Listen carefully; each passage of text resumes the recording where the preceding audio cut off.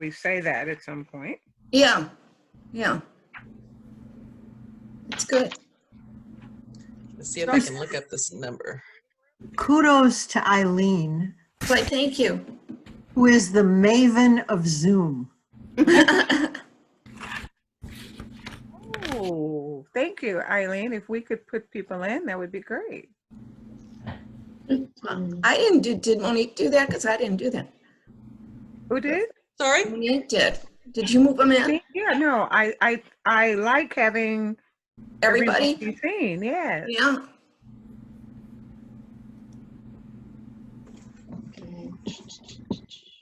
Trying to make sure they're unmuted, but as long, I'm sorry, it's still technical time here. Eileen, have you left all of the attendees unmuted for now? For now. Yeah. Okay, so then if they're muted, it's because they've done it themselves. Okay, just making sure. Yeah. That's a new convention in Zoom. There's With Jan. all of the Zoom bombing. Hi, Jan. Person has to turn themselves on. Jan, hey. She's muted. Jan, tilt your screen toward you a little bit. Oh my God. See? Cool. There you go. Shirley? We can't hear you, Jan, just so you know, you're on mute. Shit. Wait a minute. Get on mute.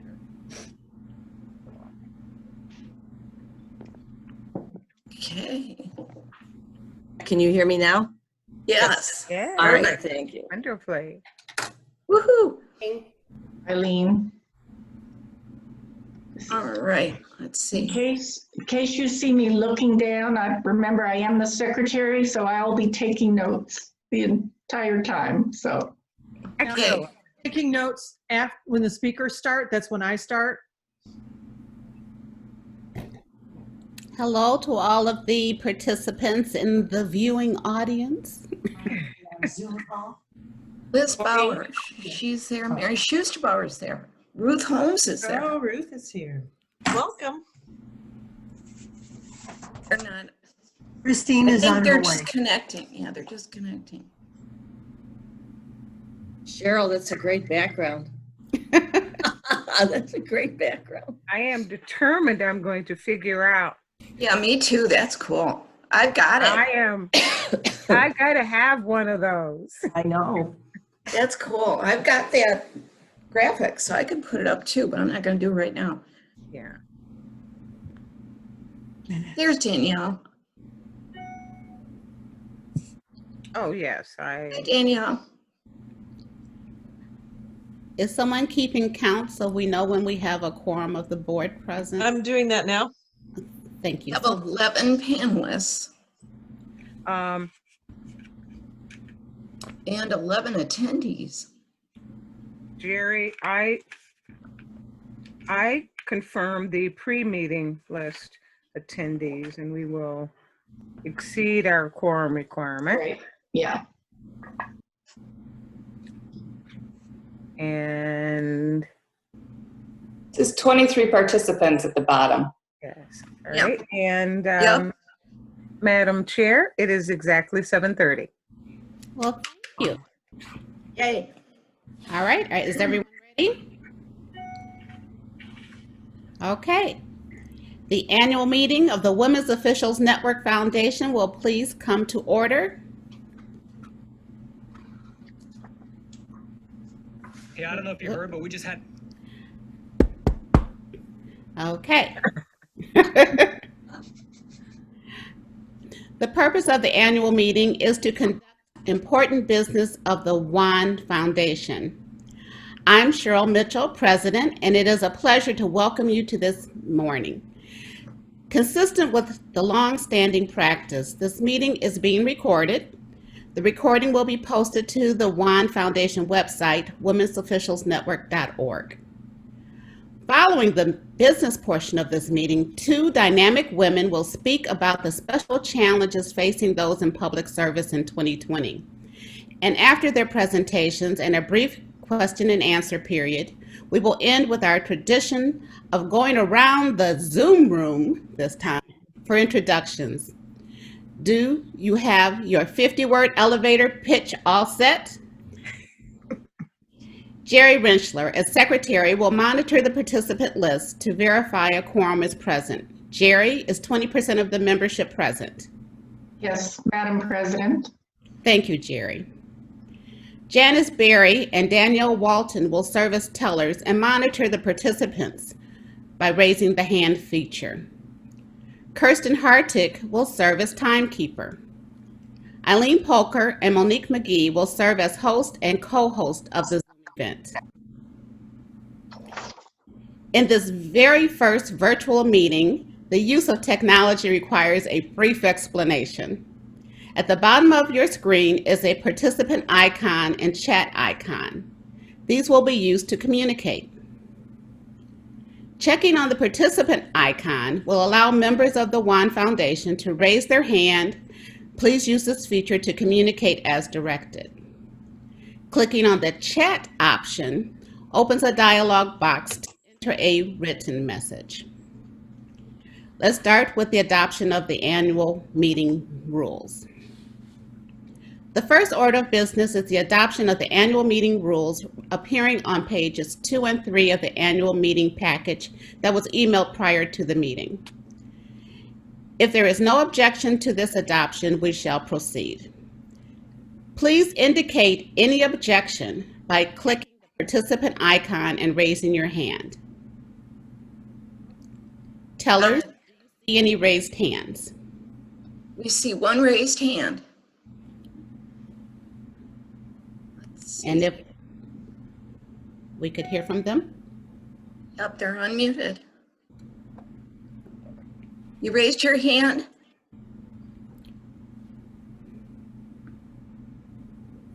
All we see is a logo that says 8, so you'll have to speak up because we don't know who you are. Thanks. No, the hand's down now. Maybe it was a mistake. It's a mistake. Okay. Testing. Maybe. Okay. It's easy to do. Anyone who wishes to raise their hand. Seeing none, the annual meeting rules are adopted. So let's move to the introduction of the board. Oh, I'm sorry. I'm trying to follow my script. Okay. You are correct. Is in order. The motion requires a 2/3 vote. Madam Chair, you are correct to go to the introduction of the board. Okay, I'm sorry. You are correct. All right, okay. Now I have to find it. Okay. So let's go forward with introducing the Women's Officials Network Foundation Board of Directors. When your name is called, please say hello so everyone can see you. President Cheryl Warren Mitchell, hello. Vice President of Development, Lane Sakwa. Good morning, everyone. Morning. Vice President of Leadership, Deborah Macon. Good morning. Vice President of Programs, Marion McClellan.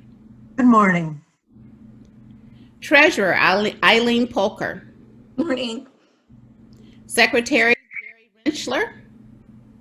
Good morning. Director, Janice Berry. Good morning. Director, Jennifer Callahan. Director, Brenda Carter. Director, Kirsten Nelson Hartig. I just saw an email from her. She's having some problems with Zoom. There's several people that cannot get on. Cannot get on. Do they Yeah. need? Their picture can't be shown and they are not on and would like to be. Okay, Listed here. all right. Perhaps work in the background to assist them somehow. I don't know how necessarily. All right, Director Nancy Philippart. Good morning, everyone. Good morning. Director Margaret Scott. Good morning. Good morning. Director Eleanor Coco Seward. Good morning. Good morning. Laura Vogel indicated she would not be able to join us this morning. Director Danielle Walton. Morning. Good morning and welcome, ladies. It has been my pleasure to serve with you for the past 2 years. thank you for your continued support and dedication. We appreciate Director Ruth Holmes, who has joined us this morning, who resigned last year to be closer with her family on the East Coast. And those of you who have had the pleasure of knowing Ruth, she's a phenomenal person, a handwriting expert, and just a tremendous friend. I still have a small gift that she gave me on my desk that inspires me each and every day. So Ruth, I'm so glad you were able to join us this morning. And we also welcome Laura Vogel. She was not able to come this morning. She had a conflict with the meeting, but she's our newest member on the board, and she does send her regrets. The next item on the agenda is the approval of the minutes of the annual meeting. And those minutes were from June 14th. Eileen, will you please introduce the first poll? Sure. All right, let's go. The chair recognizes Miriam McClellan. I move to approve the minutes from the annual meeting dated June 14th, 2019. Support. All right. Will each member vote the motion, and it should appear on your screen?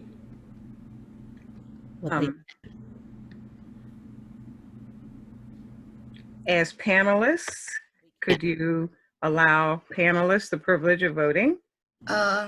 We should be able to. It said host and panelists can't vote at the bottom. Yeah. Yes. Do you want us to just raise our hands, Eileen? That would be a good Sure, idea. we're supposed to be able to vote, though. I set up the parameters for that. So, Yeah. what if we use where is the raise hand feature? We always have the traditional. Okay, for the board members, if you are voting in favor, please raise your hand, Physically? your real hand. Okay, great. All right, someone counting. All right, any opposed? All right. And Deb, I thought I heard you support that motion. Yes, I did. Thank you. All right, and do we have a tally? It has been moved and seconded to approve the minutes for the second annual meeting of June 14th. Eileen, the results? We have 18 yes and 0 no's. Thank you. I'm going to end the polling. Okay, Share results. We'll share the results. that's pretty cool. Thank you. Okie doke. And you'll add to that the number of us who physically raised our hand? Yes. Cheryl, not to interrupt, I apologize. I'm getting a lot of people who are not being seen on the screen and would like to be. I've received 7 text messages while I'm sitting on my computer.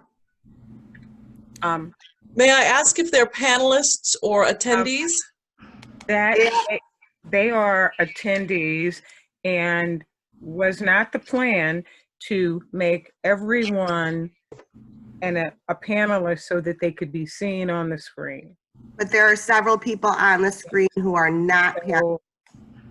So what technology? I'm not sure how they got there, to tell you the truth. Unless when we allow them to talk, they show up on the screen, actually. A point of privilege while we try to see what needs to happen on this. And everyone, please bear with us as we face our technology challenges of the day. Thank you. Good morning, ladies. I'm wondering if I can get the meeting ID. Can I please have that? I'm typing it in right now. Oh, thank you so much. Yeah, we have the meeting ID. And where are you typing that? Into the chat. Into the chat. That is not. This is the meeting. But that's not. This is the meeting password. Oh. We need a multi-number to be the ID. And they would have to I have it. panelist ID. 4 I'm sorry, say that again, please. Start again. 4 4 6 1 7 7 3 2 7.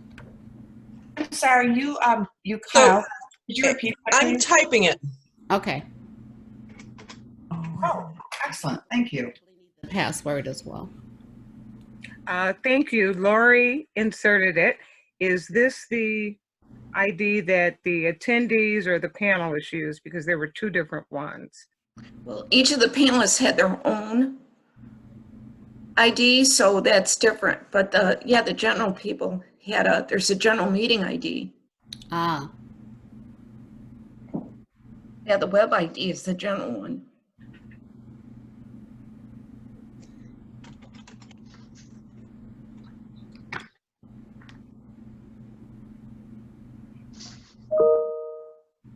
Can we move on while those are joining us? all right. So to restate, the 2000 meeting adopted. And next on the agenda is report of the treasurer and adoption of the 2020-21 budget.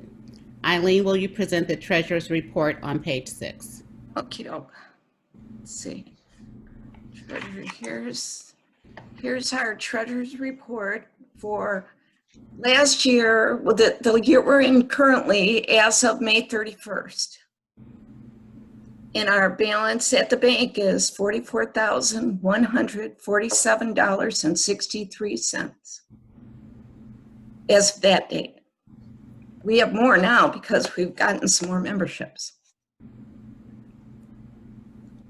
I have to share that, don't I? I can share that. Hold on. Share.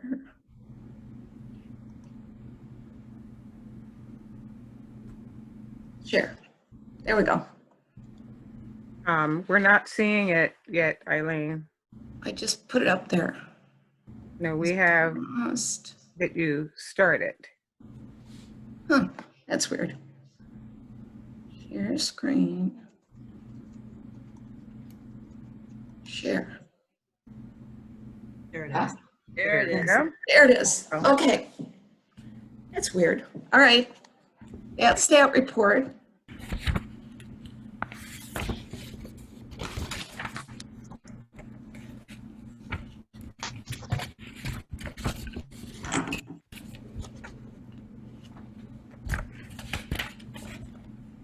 Any additional elements? Madam Chair, I believe you could proceed to the next portion. Okay, so hearing no objection, the treasurer's report will be filed for audit. Treasurer Eileen Polker, will you present the proposed 2020-21 WON Foundation budget for adoption? Okay, now it says that it's paused again. Hold on, we're trying to share it. This is weird. Share screen. Share. There we go. It's up there. All right, we've got, this is our proposed budget for the upcoming year. And we have, it's unclear at the time what functions we will be able to do or not do this year. So we've just kind of guesstimated some of the ideas for expenses and for revenue. But we're hopeful that all things will resolve and we'll be able to have meetings again and do fun things again. So that's our plan. And individual participants, you can enlarge that screen, that view at the top of your screen. Most of you should have view options, and you can make it larger if you'd like to. So is there a motion from the Finance Committee?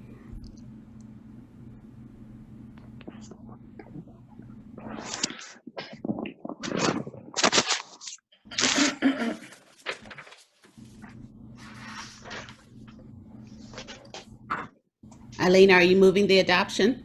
Sure, yes. Motion from Eileen on behalf of the Finance Committee to move the adoption of the WON Foundation 2020-2021 budget. Coming from the committee, that motion does not need a second. Eileen, would you introduce the next poll, please? Okay, let's stop that. And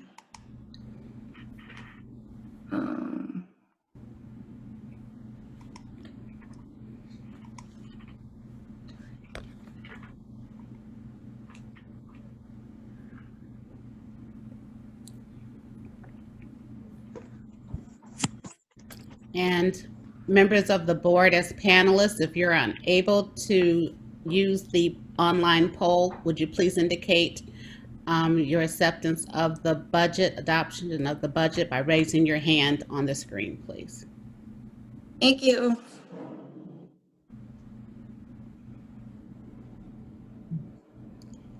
And any opposed? Kirsten. Let us know when you have the results. Kirsten, you're muted, sorry.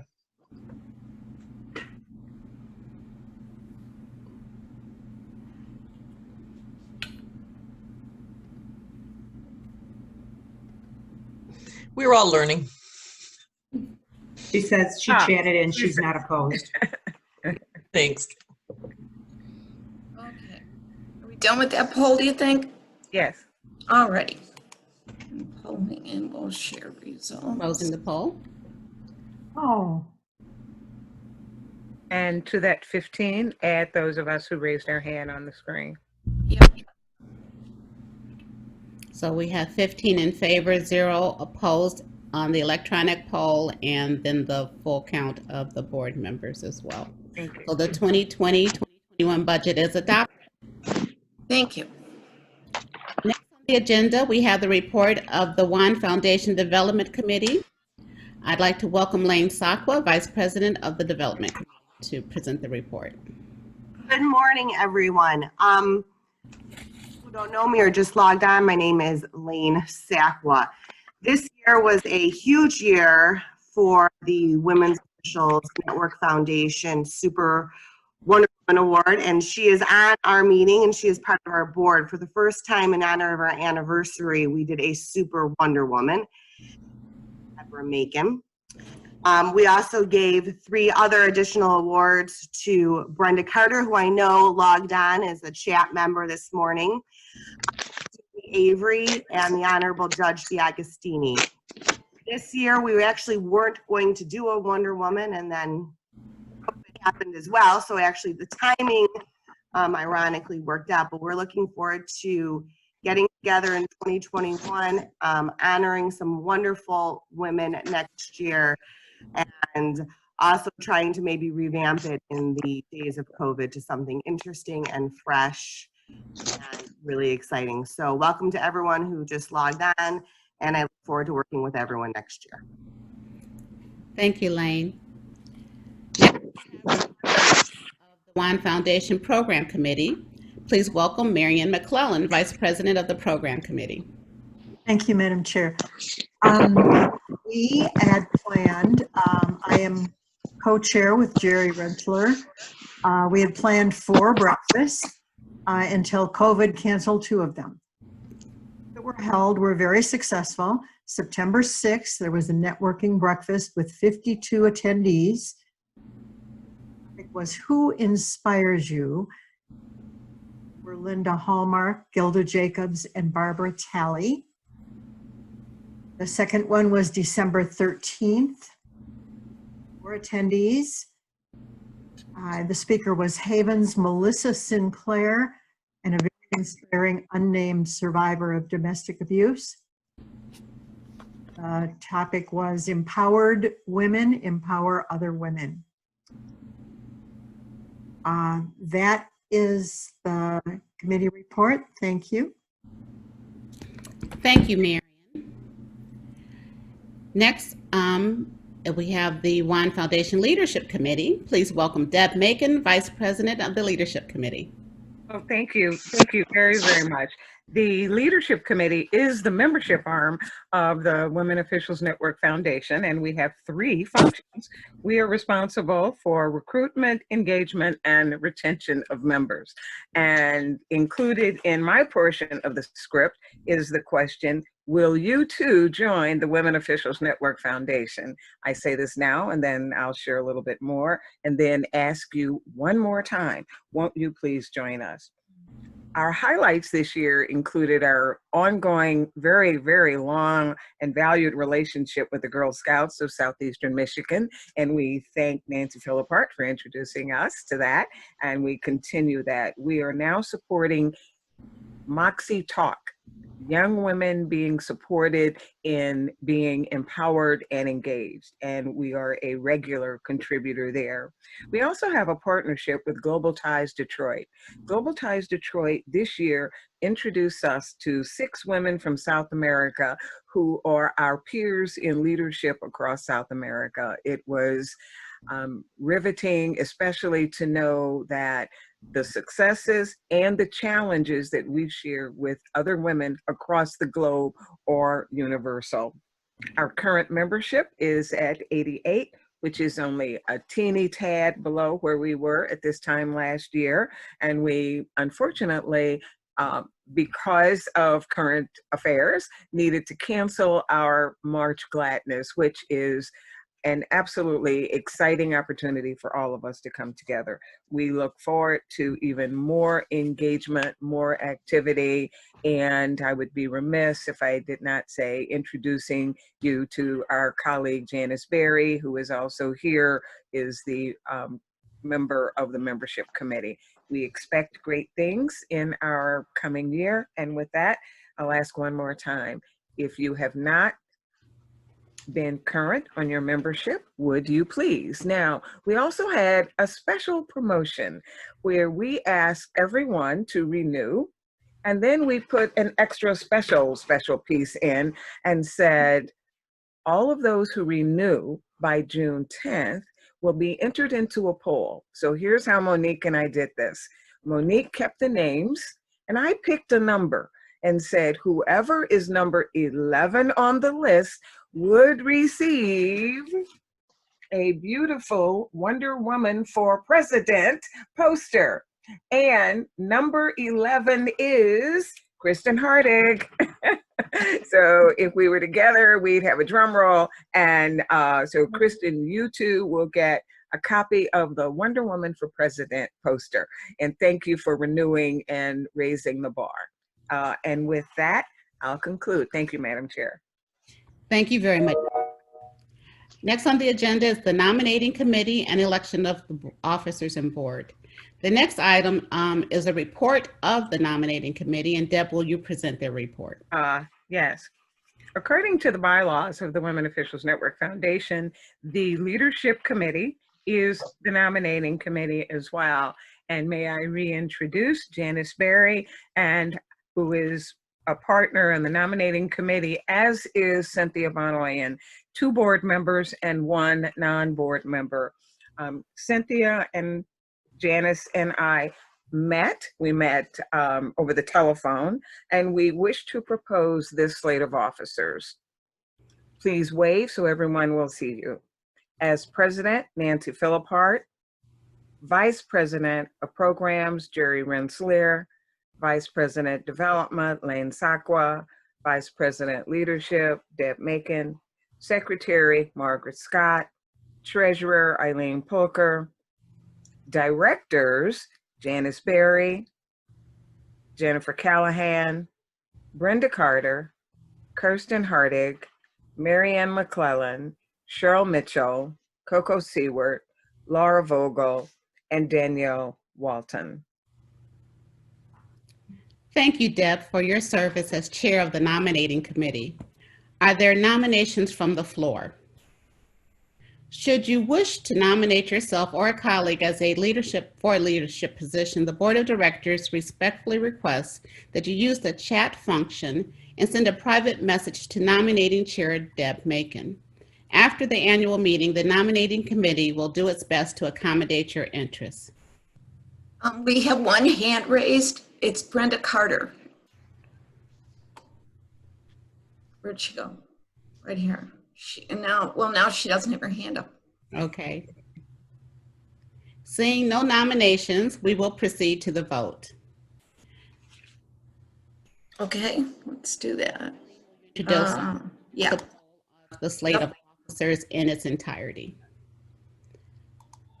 And I don't have the slate in its entirety in the poll. Okay.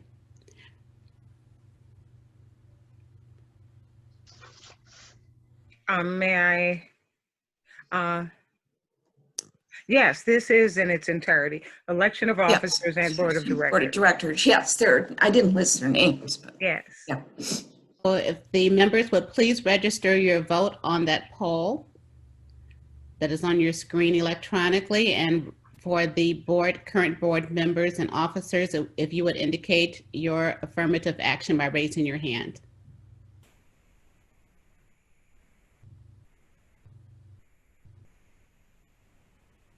Okay. Okay.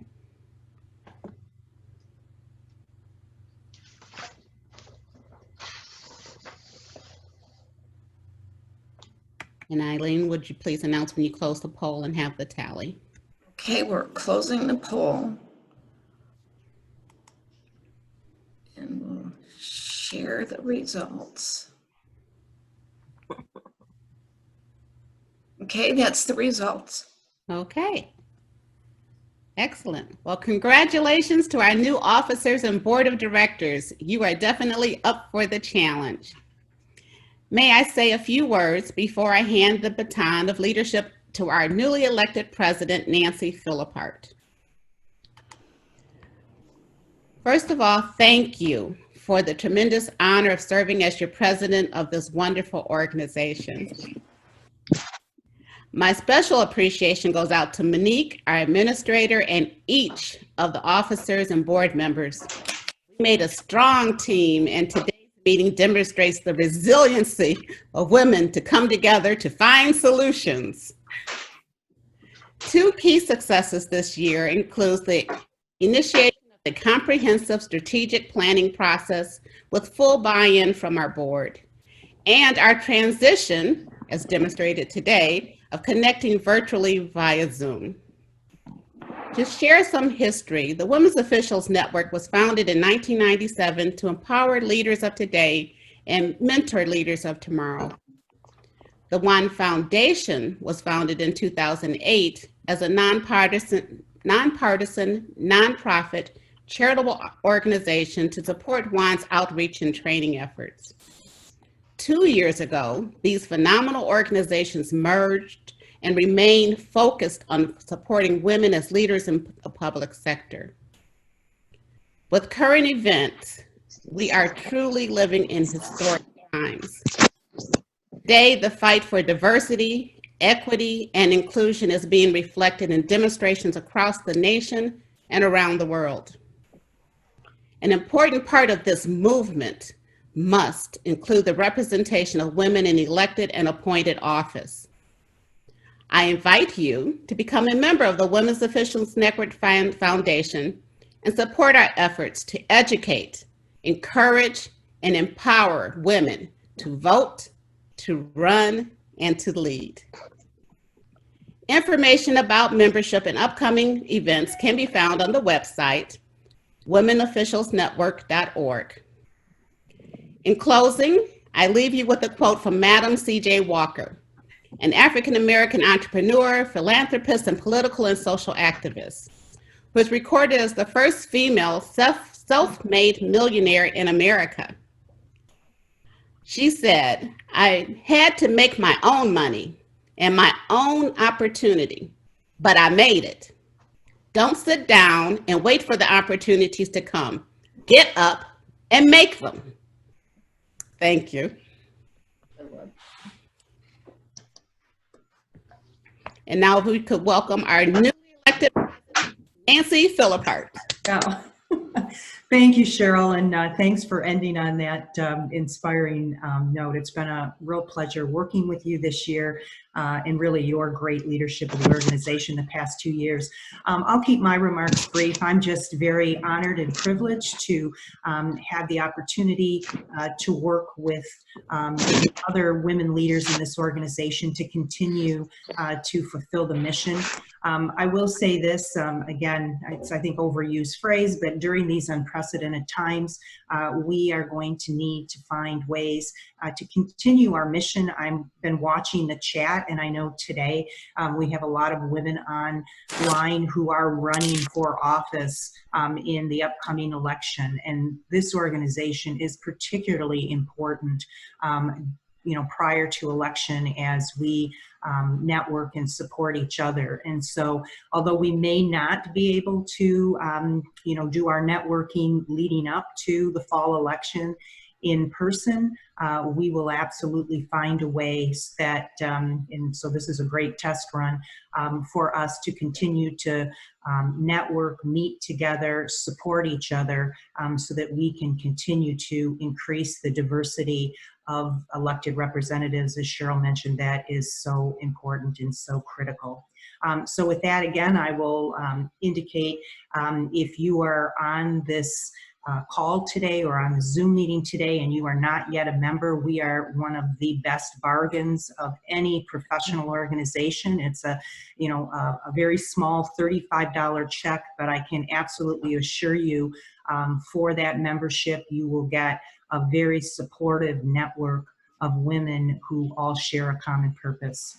So again, in closing, I really want to thank Cheryl for her leadership. I want to thank the board for the strategic planning process that has started, and my commitment is that we will continue to work through the initiatives that were identified because that will help us be a stronger organization in the future. And Jerry, I'll turn it over to you because I think you have something you'd like to say. Sure. Thank you, and congratulations, Nancy. We couldn't be happier that you said yes. Cheryl, so if you recall a few years ago when I was the nominating chair, you graciously agreed to be our leader. And I know you certainly didn't see in the job description that we would be engaging virtually on something called Zoom. Thank you for staying with us, keeping us engaged as a board. Thank you for your dedication and your open and honesty. And oh, I cannot forget those wonderful breakfasts that were provided to a few of us early in the morning. And to thank you, you're probably going to have someone ring your doorbell in a couple of hours. Okay. So I think I know who she is, and she will be presenting you with something on our behalf. All right. Enjoy Nice. your time off. Thank you. You're welcome. Great. Well, thank you, Jerry. And again, thank you, Cheryl. There being no further business, and I'm assuming there is no further business. If anyone has business, please speak now. Okay, go ahead. Madam Chair, this is Deb, and I'm now aware that if we can have all of the attendees not yet on the screen speak, if immediately after you adjourn, we could announce the names and see if this works to bring everyone onto the screen. Okay. So is there any further business? Okay, hearing none, we will adjourn the annual meeting. And thank you all for your participation. Thank you. Thank you. With that, can we have a couple minutes to see if this will work? Eileen, is that correct? That if we have everyone say their name or say something, you said we could bring them onto the screen? And You're on mute, muted. Eileen.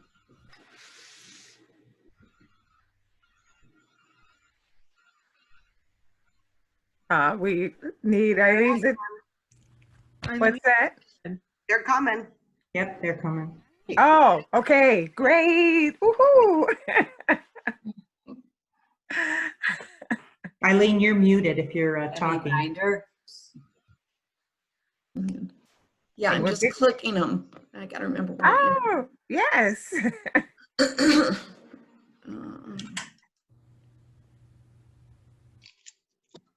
I forgot where I was. Oh, here we go.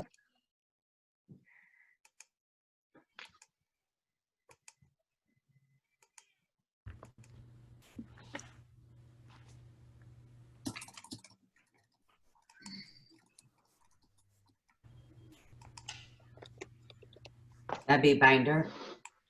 Oh, okay, it has worked, correct? Yeah, appears that it has. I don't see any. Collins. And with Yeah. that, many of you have lovely photographs. We'd love to see you. Please do click to come in. Great, thank you, Madam Chair. Great, great. Are we ready to move on then? I Yes, believe we go are. ahead. I'll just keep Okay. adding. Okay, so I'm going to turn it over to Jerry Rentschler, and she is going to introduce the program part of our meeting today. Jerry? Thank you, Nancy, and it's great to see everyone and a number of faces we haven't seen for a while, so thank you all for being here. As you know, times have changed and running for office is very different in 2020.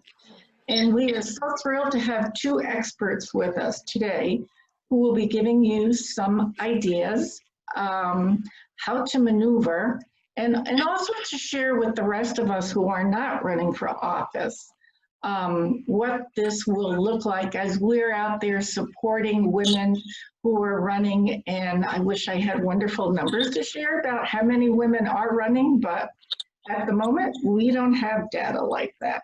So a little bit about housekeeping. Make sure your hand sanitizer is sitting next to your computer. We were trying to put some humor in there. So if anyone poses to ask a question of our speakers, we're going to be doing so via chat room. And our host, Eileen, and Monique, co-host, they're going to collect the questions. And then they're going to present them to Christy and Jan. And hopefully between 6:30 this morning and now, that's going to be doable. Right, Eileen? So I'm going to turn to Marion, and Marion's going to introduce our first speaker. Thank you, Jerry. You can read about Christine Jensen's many accomplishments. She ran winning campaigns for me, for two councilwomen, for Pontiac Mayor Deirdre Waterman, and for Congresswoman Brenda Lawrence. And now she's chair of the Michigan Democratic Party. She's also got a law degree. She raced horses and owned a knit shop. Big woman.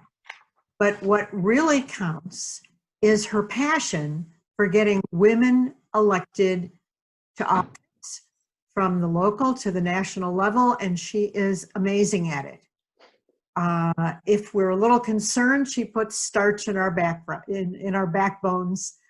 As my campaign manager in 2011, we were knocking doors in Oak Park when one of my opponent's supporters told me, "We have a good mayor, I shouldn't even run." And I was ready to hide. But Christine said, if you haven't been blown off a few porches, you aren't campaigning hard enough. Do that. Still remember Christine Jensen in the city of Oak Park. So the perfect person to tell us how to run when you can't knock doors and go to meetings, I proudly present Christine Jensen. Mayor, how are you this morning? You don't need any help. You're an old pro now. You just keep getting reelected. That's it. But I'm not the chair of the Michigan Democratic Party. That's Lavora Barnes. I'm the executive director. So I work for Lavora there. And I want to say hello to Cheryl Mitchell. I haven't seen you forever. There's a woman that embodies all you want to see in leadership and helping other women be leaders. And I want to congratulate all the new members of the board as I watched the membership meeting and I watched this group, like I watched so many groups, transition into how to conduct their business virtually, just like we have to do at the party. It's a new world out here about how to get things done and how we meet. And I do want to, for this group in particular, as I see you're growing, and I know how that is, this is one of those times where word of mouth and reaching out to your social networks and talking to each other with your friends about elections, about voting, about who to support, and engaging those conversations is so important. Who you talk to, somebody talking to them by a friend is the most powerful thing that you can do to help somebody else get elected.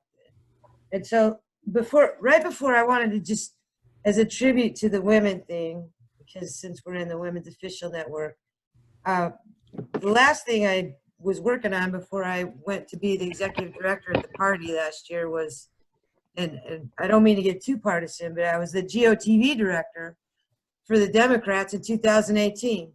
And if you would believe how many people told us that we were a disaster as a slate because we had a woman for governor, a woman for attorney general, and a woman for secretary of state, and an all-woman ticket was not going to get anywhere.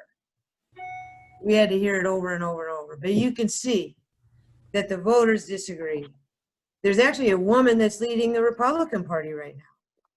There's a woman Chief Justice of the Supreme Court. Women are in leadership all over the state, and the dialogue is changing. But before I talk a little bit specific about campaigning, the other thing I wanted to raise right now, because of all the different things happening in the news right now, because it's COVID is happening, and all the protests are happening, rightfully so, and all these new issues are appearing, and particularly for women and groups like this, where we've built this collegiality amongst each other, is where we can have frank discussions about these issues, where we can actually come and find solutions to problems to support. And this is one of those places, and I see you, Rep. Carter. I think that we can have conversations that are hard and that are important and bring these issues, particularly, we talk about healthcare and people think about health insurance, and we need to be talking about access to healthcare. We need to be talking access about healthcare services, and not just healthcare, but mental health care in these times. People being in their quarantine, and these have raised up, people are having, maybe that never had challenges before with their mental health, are right now just transitioning into this weird quarantine environment, and then now figuring out about how to go back to work and how to get themselves together has created real challenges in families. And these are all on the table for women to think about. But I think we want to, I see all these candidates on here, and good luck to all of you. And we all know that it's campaign season is upon us. And there's a few things I wanted to touch on, particularly that impact women. And I've been to this group and we've talked about it before, is support your women candidates, help them out financially when you can. It is harder for women running for office to raise money, and it costs money, especially in a time of COVID, to get things done. One of the challenges this year is being able to communicate with voters. And I love Marion's story. I've done hours and days and weeks and miles and miles and miles in Oak Park on porches, and you can't do that now. So people, that's not how you can communicate. So the mail becomes more important. Technology becomes more important. And mail costs money, and technology costs money. And being able, when you engage a volunteer that had no problem walking doors for you, but they struggle with technology and they can't work with that. And so all of these different things present challenges to our candidates who need our support. And one of the number one things you can do is tell all of your friends about candidates you support. That means the most to them. If you are a candidate trying to raise money virtually, you're seeing that there's a new age out there. There's I had a friend of mine that I knew that I worked with at the U.S. House sent me a text, and said, wow, I just got my Act Blue link working to contribute to my cane. I think it works. Will you just send $20 really quick to test it for me to see if it works? It was the best hit I'd ever had. I sent him $20. But the texting is becoming effective and people are engaging. And one of the things before is we really were thinking that, you know, this was a tool, maybe we would be able to reach younger voters, because it's always a struggle to keep younger voters to go out through the text. But the truth is the texting is working for everybody. Has a smartphone now and people read their texts. So I think that, you know, exploring these different platforms to engage with the voters is really important. And people shouldn't be afraid to try the new technologies. And I don't think that there's a single answer. I think that you have to, you know, before, you know, I would get in a fight with Marion because she would sit on Facebook, and you know how the Facebook haters come out and are mean and be devastated by what, you know what, the social media stuff is important now. I think it's another way that you get outreach, and now it's changed. Now you see the news story in the Detroit Free Press is a list of the tweets that all of our Congress people did the day before.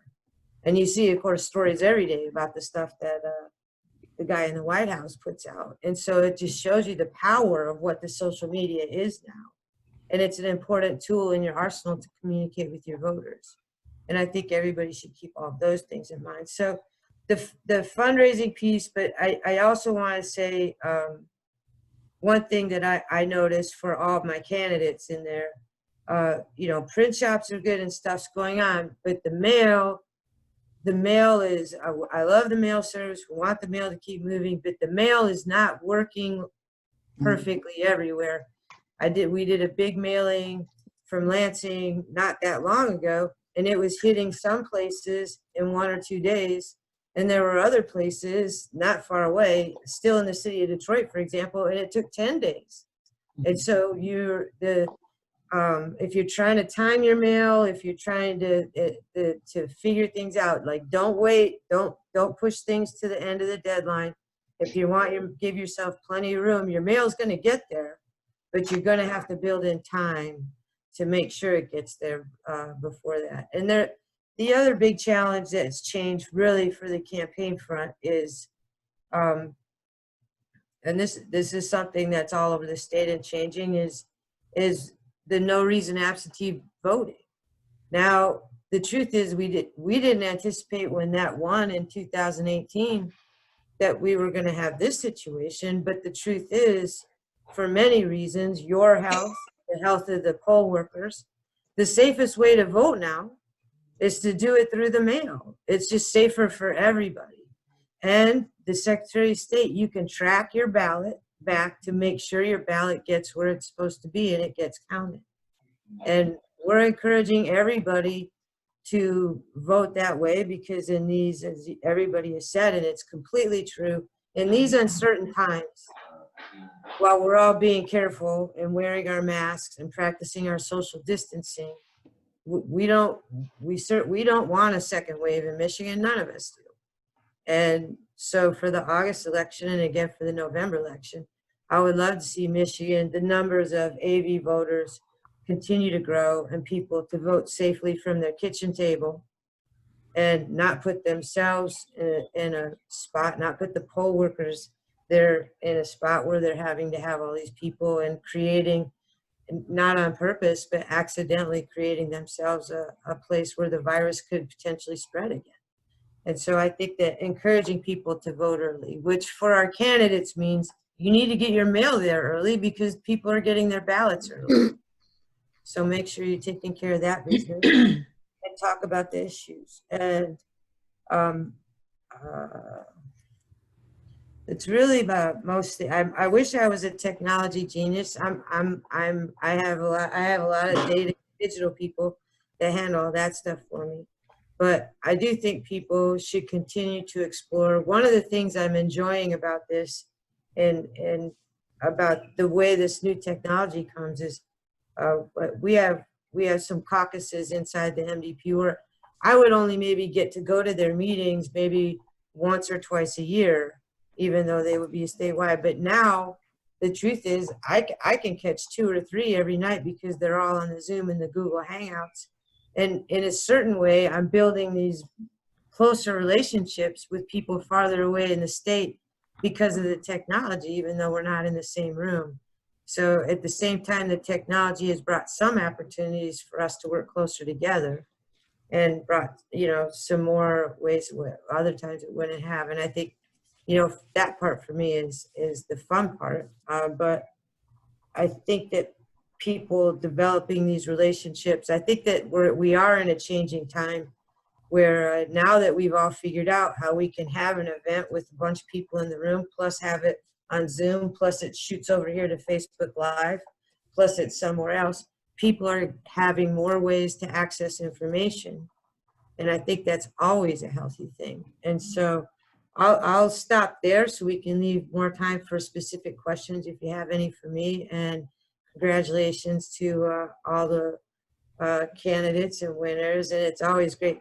I'd say, poor Cheryl, I'd say every time I see Cheryl, I think of something else I want her to do. And I got something for you right now, Cheryl. So I try to, she's always doing something else. But it's terrific to see you. And so thank you, Mayor, for the introduction.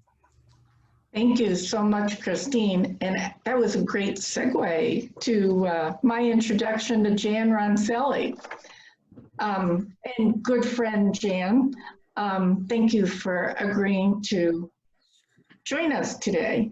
Jan was first elected to the Bloomfield Township Board of Trustees in 1996, and then elected as clerk in 2004. We were very excited to find out in April 2016 that she would join the League of Wonder Women at an awards banquet. She's a graduate of Marygrove College and received her PhD from Wayne State University. In 2011 and in 2015, she was appointed to represent the state of Michigan as the local election official on the Standards Board. Whatever, it's fine. Where are we going? I didn't remember. Hi there. Prior to local government, Jan was also— there's a new Island Park. It's not the same Island Park. Oh, I'm picking up something else. So we'll meet at Cove Bay. So we just have those two. I have to be back. And So somebody by- who's I'm really sorry about that. 86446177327, please mute. Great, you should be okay, Jerry. Okay, thanks. Anyhow, in case you missed that, Jan, which I didn't know, was also a professor of communication. She's a member of numerous professional affiliations, and one of the more fun ones is she's a liaison to the Bloomfield Historical Society. Jan resides certainly in Bloomfield Township with her husband, Dan, and is a very proud grandmother. So Jan, I'll let you take over from here. Thanks, Jerry. And good morning to all of you. I'm excited that there's so many women here on board, and also all of the women who are here who are running for office. I'm running away for office. I will not be running. I am retiring from my position. But when I first was elected in 1996, this was the first organization that I joined, and I was so proud to be a member. And I think, Jerry, you were on board at that time too. We've been a member for a long time, and this is a wonderful network. Like Christine said, even though you're zooming in, there are very powerful women on this board as members of this organization who will support many of you running, even if you're not in the same municipality that they live in. And networking is really important. That's the strength of this organization. So I wanted to talk to you a little bit today about the absentee votes. And as Christine said, the absentee votes, there are more people voting absentee now than ever before. And in the last 10 years, you'd wait for the absentee vote to come in, and that could change the election when those results came in, because they would come in maybe a little later, and that could make a difference in who actually won an election. Now, there will be more people voting absentee than ever before. In Bloomfield Township, we've had a 30% increase in our permanent AV list, and that's people asking us to be on it on their own. Then the Secretary of State sent out applications to anybody who was not on the absentee list. And in our case, in the township, to give you an example, we have 33,000 registered voters. I sent applications out to people on our list just about under 10,000. I now have 8,000 absentee applications as of yesterday, 8,000. That's what we would do in a high August election, and that's about what we did in the March primary. So you can see where we are right now. And the dual applications that went out are for August and November. So you're going to see a tremendous increase in people voting absentee because of people requesting it, and then also these applications that just went out by the Secretary of State. And I'm sure some of you, I am not on the permanent absentee list purposely because I like to go around to my precincts and visit them, and I vote at the precinct. But there are more and more people, because of COVID, taking advantage of this opportunity, which is a right for anybody who wanted to vote absentee. So what I wanted to talk to you about is, with this surge in absentee voting, the problems that the clerks are going to be facing. One of them is that many of the clerks are not equipped to handle the number of ballots that are coming in without having an absentee counting board. And for some of the clerks, that has been a huge transition because many of them just take the absentee ballots out to the precincts and count them. Now, as of this date, all of the precincts are going to be open in August, but things could change next month, and we could be having super precincts like they did in May. So right now I am planning on opening all of the precincts, but I expect that most of my voters will vote absentee, and there'll probably be maybe 20%, if not less, voting at the precincts. So faced with that, what we're finding is, and I'd like, Eileen, would you show that, my slide right now, please, that application? Yep. Just so I can show you what some of the clerks are facing, at least I am facing in particular. And she's going to bring up this. Are you able to put it on? Yeah, I've got it here somewhere. I've got it right there. I'm sure you do. Yeah, I do have it. So I want you to take a look at the application. And what we're facing with these applications coming in from the Secretary of State is the fact that they are not, you can't see them, you can't work with them very well because people are taking pictures of them with their phone. So the barcode is not available to us. It's, and by the barcode, I mean, we're able to usually scan a barcode and the person's name comes up immediately in the qualified voter file, and within minutes we can check a signature and mark received. We can't even read those barcodes. So as you're looking at this, so that's a problem. That's a huge problem because now we have to create another barcode. The only ones we can read is if they send me the original ones. You'll see it at the left there, that barcode. That is not legible with a scanner if there's a phone picture taken of it. And often if they scan it in, that's a better way to go. It's not legible. We can always read it if they send me the original. So I have most people now, and they come in from 5 in the morning till after midnight, sending me their applications like this with a phone picture. What happens with a phone picture is it's often discolored. They take it at an angle. And if you go back up to the top, Eileen, way up to the top. Okay, so you see, if you're looking at this picture, the very top of that application asks you to pick which election you want. I would say over 50% of the people sending these in miss that. And you see they go right to number 1. It's in black, and that's where you're looking, and they sign that. And we have to call these people or send them an email and say, which election do you want these for? Because they can pick both. They can pick August, or they can select just November. But when that's cut off and they're not catching that when they're sending this in, that's a huge problem for the clerks right now with absentee voting. Because it's a lot of phone calling, and I can tell you, 50% of our voters of all ages miss that top part. They go right to that number 1. That's what your eye catches. So this layout is totally insufficient to continue absentee ballot voting by mail without improving this form, all right?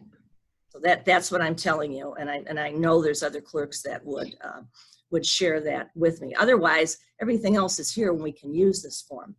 Most clerks in the state of Michigan, so you know, do not use a dual form. We do. A dual form, this is for August and November, saves us time and money because we can use that to move in from August to November. I don't have to send out other applications. Most of the clerks like a single form because people move, and you know that, or they're traveling. But this form, like any dual form that I've sent out, has the opportunity for a person to tell you, send my August one here because I'm going to be there at such and such a time if you see these dates here, or my November one, I'm going to be in this location before the November election, and this is where I can send you this is where I want my absentee ballot sent. So absentee ballots are not forwarded. By law, they cannot be forwarded. So if somebody is at a different address outside of their municipality, they need to fill this form out. So the form itself is a weekly contrived form at the last minute, and it's causing a lot of problems to process them. So I want to share that with you. In the meantime, we have at least 8,000 of them right now, and that's a huge amount. I expect that we will have 10 to 15,000 people voting in the August election. And to give you an example, in 2016, Bloomfield Township, and that's when all of the trust, every 4 years the trust up, we had a 32% turnout. In the March presidential primary, we had a 42% turnout, and I expect we're going to have a 50 or 60% turnout for this August primary. That will be historic, absolutely historic, because this is an election that a lot of people don't like because they can't cross over. They have to vote one party or another. So out there in legislative land in the state of Michigan, there are 3 bills. One just passed the Senate. It passed in the House, and that is Julie Callie's bill. I think it's 5140 or 50. It just passed, and it enables a clerk to have a contract with the county or another clerk to assist them with absentee ballots. And I think that's a strong bill. That was Ruth Johnson's bill about 4 or 5 years ago when she was the Secretary of State. It went before the clerk's legislative committee. It didn't do well. I thought it was a great bill. It has passed now because I believe that if any clerk needs help and there's an opportunity for them to have a contract with another clerk or with the county to assist them with absentee voting and counting, either in training their people, in helping them count those ballots, I think that's a great tool. And this is a contract that can be broken at any time. And there are clerks in small communities and even in larger communities in Oakland County where there's no clerk now or the clerk's in transition. This is a great bill. The other 2 bills are Ruth Johnson's bills in the Senate. One just passed, which I think is 756. That was to allow clerks who have an absentee counting board to have their people come in shifts. So you could have some people come in at 7 in the morning. They have to stay till the voting is done. And then you can have another shift come in, say at noon, and stay till the voting is done. That passed. The extremely important bill that is stuck in the Senate leadership right now is the bill that would allow us to open the ballots on Monday, keep them in the secrecy sleeve, lock them up, and then run them through the tabulators on Tuesday. That bill is being held up in the Senate right now. It hasn't even made it to the House. And that is critical with the size of the number of people voting absentee, or you're not going to see results in Michigan election night. There is no way that we're going to be able to handle the thousands and thousands of absentee ballots coming in and get them all opened and counted in one day. Because the opening process is a production line.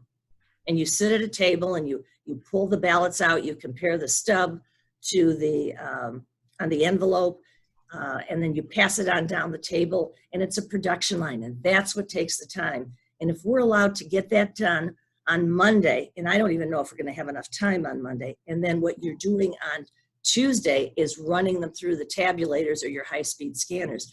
That's a wonderful way to make sure you're going to get results in a timely manner. That bill is held up in the Senate now, and I would encourage any of you to contact the Senate Majority Leaders, Mike Shirkey, and say we need to move this bill because that is extremely important. I helped Tina Barton, myself, Susan Nash met with Ruth Johnson in September. This bill has been sitting there for a while. That one is critical. Okay, that one is critical. So what I can share with you is that absentee voting is more popular ever than now. There will still be precincts open. Michigan legislation doesn't allow it to go all absentee, and there are still people who want to vote at the precincts. Right now, all the precincts will be open. Whether or not that goes to a super precinct by August, I couldn't tell you. That's what they did in May. They had one precinct open for anybody who wanted to vote. And the statistics from the state were that in May, 99% of the people who voted in over 200 communities in the state of Michigan, 99% voted absentee.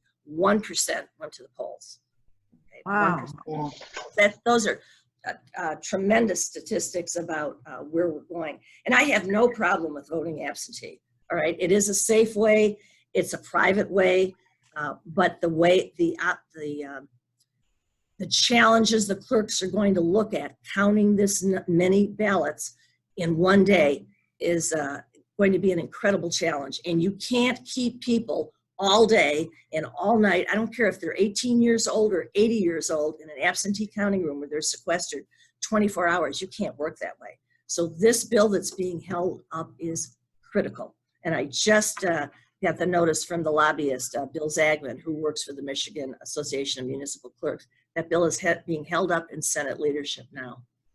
So I would encourage all of you to contact your senators to tell them that you'd like that bill to be voted on. Excuse me, Jan, would you repeat the number of the bill? Thank you. It's either 756 or 757. I believe it's 757. It's the Senate bill for early processing of the absentee ballots. And I don't know if Bill gave me, I just know he said it's Ruth's bill. Thank you, I'll look it up. Okay, would you, I believe it's 757. There's two of them, 56 passed. And I don't, shifts are fine, but I need time to process these earlier just to pull them out. So I'll leave you with that, and I'll let you take it over from here and ask any questions. Okay, thank you so much, Jan, and to Christy. So now for our Q&A, Eileen and Monique are going to help us out. And so if you've got a question, our time is pretty good. It's 8:38, so maybe we'll keep it, Eileen, 10 minutes for Q&A, or I don't know if we can afford it. Yeah, maybe just a max of 10 minutes. All right, so. Okay, there is a question here. It says, Jan, the Board of Commissioners is establishing a task force to hear from clerks and nonprofits about how the county can help with the upcoming elections. And that's from, it's from a phone number, so I'm not sure who's asking them. I think that's Marcia Gershenson, actually. Okay, great. Marcia's on the phone, but she is heading that up. She is heading up that committee. She is asking for clerks to give her feedback because the County Commission has some funds that they would like to share with the communities to assist with the election. Oh. Okay. And the county is also supportive. Lisa Brown, I don't know if her resolution passed a couple weeks ago at the County Commission. She is encouraging clerks who need assistance with absentee voting to contract with the county. Now, they won't be able to take all of them, but they will be able to support some of them. And that bill that passed, Judy Kelly's bill, if you decide you're going to have a contract with the county, you have to provide your workers to go up to the county and assist with the absentee voting. And they would be doing it up there because the county doesn't have enough people to handle that. So you'd have to supply your own people to go up there to do the counting of the absentee ballots. Jan, I think you made a lot of really important points that people didn't think about for the process of all this. I think even in some of these smaller communities, I mean, I don't have an example in my mind, but like just to store these ballots while you're waiting for the election to come on as your ballots come back. I mean, I think some where are we gonna lock these things up at when you were only getting a little bit of amount, and now all of a sudden you've got buckets of Buckets and bins, right? Right, and I was like, there's just these logistic challenges that, you know, that hopefully this county commission and our state legislature will recognize that our clerks need this support. Well, otherwise we're going to look like the Iowa caucus. Remember that. I mean, I think these are common sense solutions that I don't know why that bill would be held up, because it makes sense to be able to get that work done. It's we're putting, you know, I don't think that we can manage to have a good, safe absentee voting program without putting a crazy burden on our clerks. Agree. Eileen, I'm getting a nod that we probably have time only for maybe one more question, or do you have numerous? I can't see how many questions you've got there. I've got a new one. Is there any, it says for both Chris and Jan, is there any concern about return ballots being delayed through the mail? Do we know how this is being addressed? I think that's, the Secretary of State went, and I think it kind of makes sense, and tried and asked them to consider making, like, as long as it was postmarked on election day, that it would count, except for, really, it's supposed to be, the law is it has to be received by the clerk before that. But I think that, you know, Michigan, we have a long time before the election. I think that, I don't know when we mail, but 45 days, they have their ballot window, and people can actually go to their clerk and vote in person early. And so I don't know, though. I think you're right that people should be promoting the idea that, like, you know, don't drop your ballot in the mail on Friday and hope that your clerk has it by Tuesday, depending on where you are. You got to give yourself more time to get the ballot back.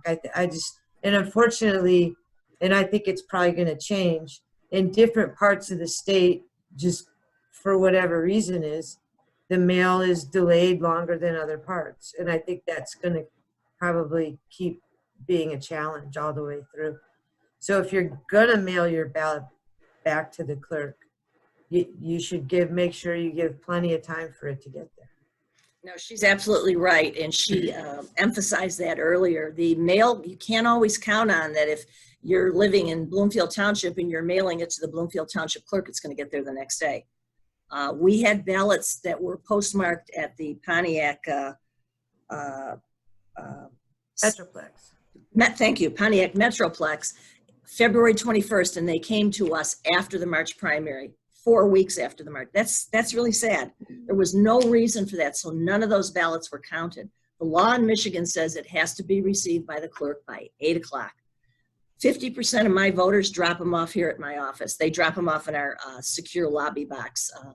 They walk up to the desk. Now, we're not even open yet, but once those go out, a lot of people drop them off personally. So, and one thing she told all of you people running for office, get your mail out there early, because you can't count on when it's going to arrive.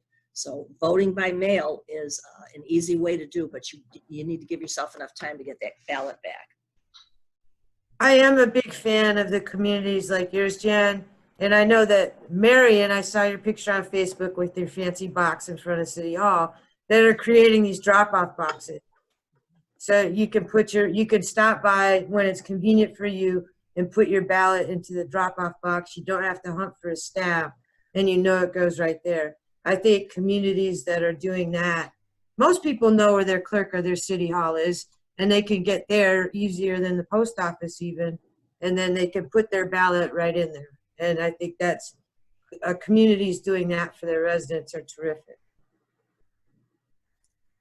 Good job, Marianne. Eileen, thank you both for all that very helpful information and things we don't often think about. And mail is certainly a challenge. So Eileen, I'm at 8:45, and we've got to remind everyone, it's time to do their 20-second elevator speech. All right, and Lane Sakwa gets to go first. Right. And I'm only going first because in the new wave of we have Zoom court now, and I have a Zoom court right at 9 o'clock. So I'm going to switch from this to a courtroom setting. But before I do, I joined the Women's Officials Network Foundation 8 years ago when I ran for Oakland County Court, albeit unsuccessfully, but successfully, and then I met all these wonderful women. As part of my mission personally, it was to introduce guests, especially females running for judicial spots. So this morning, and you will meet them as well, I've invited 3 female judicial candidates to join us on this meeting. So it's not about me, it is about them this morning. The first candidate is Maura Murphy, who's running for the open seat on the Oakland County Circuit Court. The second candidate is a good friend of mine from the prosecutor's office, Kelly Collins, who's running for the 43rd Judicial District seat. And finally, another law school classmate of mine, Jamie Powell Horowitz, who is running for the 45th Judicial District seat. So I welcome them to the Women's Officials Network, and I look forward to you all meeting them this morning. Thank you very much.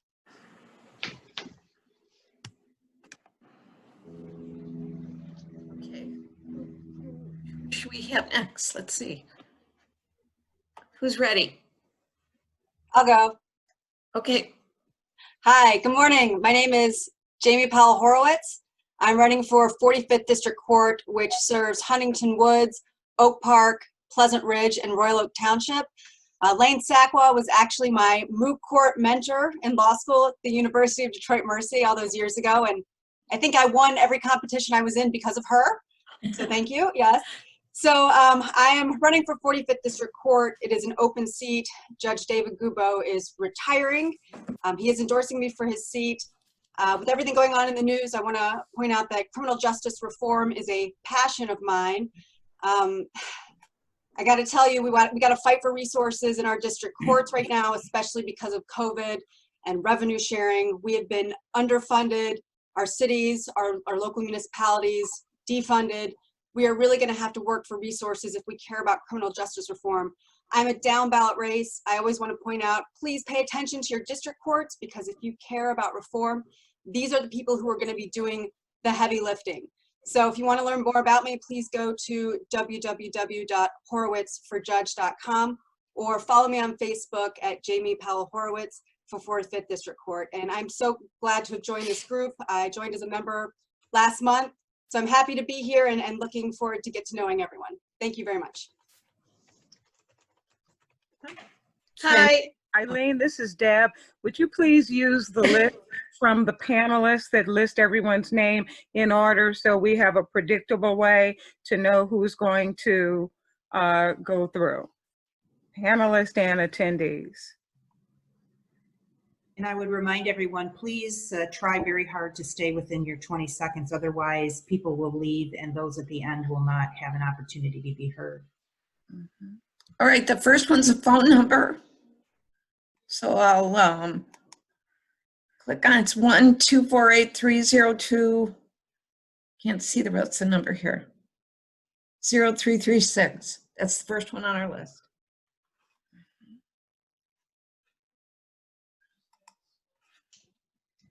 Can anyone hear me? Yes, we can. Okay, I'm sorry. This is just Kelly Collins. I can't see myself, and I know it's not my turn, but I just want to make sure when it is my turn that I can. Well, you know what? We're going to let you go, Kelly, because I can't. Yeah, the first one's not responding, so go ahead. Well, thank you. I'm responding. Can you hear me? Whoops, I'm sorry. Can you hear me? Yes. Who's that? This is 248-302-0336. Michael Garrett. All right, you're echoing, but we can hear you. Kelly I have no idea why. Two Kellys, Kelly Garrett now. Okay, I'll be quick. I am Kelly Garrett, mayor of Lathrop Village. I am running for Oakland County Commissioner, District 17. I am someone with proven leadership, and I have a vision for District 17. And if you want to know more information about me, you can go to www.mykellegarrett.com. That is all. I hope you ladies have a wonderful day. Thank you. Okay. Then are we going to go back to Kelly Collins then? Yes. Thank you. I am Kelly Collins, and I'm running for the 43rd District Court judicial seat that was left open by Judge Geddert's recent resignation. 43rd District Court covers the areas of Ferndale, Hazel Park, and Madison Heights. I'm very excited to be a part of this group. I too joined as a member recently, having heard about it through some wonderful women who are a part of it. I look forward, and I'm working very hard to join an already strong leadership in Judges Hunt and Longo, but I look forward hopefully to being the first woman in that district to ever serve as a district court judge. I've served 19 years as an assistant prosecutor. I have a wealth of courtroom experience, and I think I bring a lot of compassion, integrity, and experience to the courts. And I look forward to serving my communities after having been a resident of Ferndale over the past 20 years. Look forward to getting back to my roots, so to speak, and serving the community and giving Hazel Park, that position, the leadership it deserves. Thank you very much for having me and for your speakers today. Okay, now we have Lynn Getz. Can you hear me? Yes. Yes. Oh, Lynn Getz, running for the Oakland County Prosecutor's Office. There are a number of things, as you can see, both in the media going on right now regarding race relations and some other things that are happening that need to be addressed in the prosecutor's office. There's one case that, of course, is being heavily covered right now that was denied in 2014, things like that, as well as I need to put an emphasis back on domestic violence and victims that are not being taken care of the way that they should be. I have a very strong passion for that particular area. I would encourage everybody to go to www.linforprosecutor.com. It'll give you the information about my experience, 28 years. I've practiced on both sides. I know a number of the panelists here, and Margaret Scott has spoke very highly of you guys, and I look forward to joining right after my next Zoom meeting. But please check out www.linforprosecutor.com. I talk about treatment courts and a number of other issues there that I really feel is important to keeping Oakland County safe. Thanks, ladies. Okay, my next one is phone number, or is it the same? May I interrupt just to ask whether perhaps people that have a hard stop at 9 a.m. could be the ones that go, in order after? This was a request made from Teresa Rich. Sure. So perhaps we'll start with her first or next. That's Again, fine. please keep your comments to 20 seconds.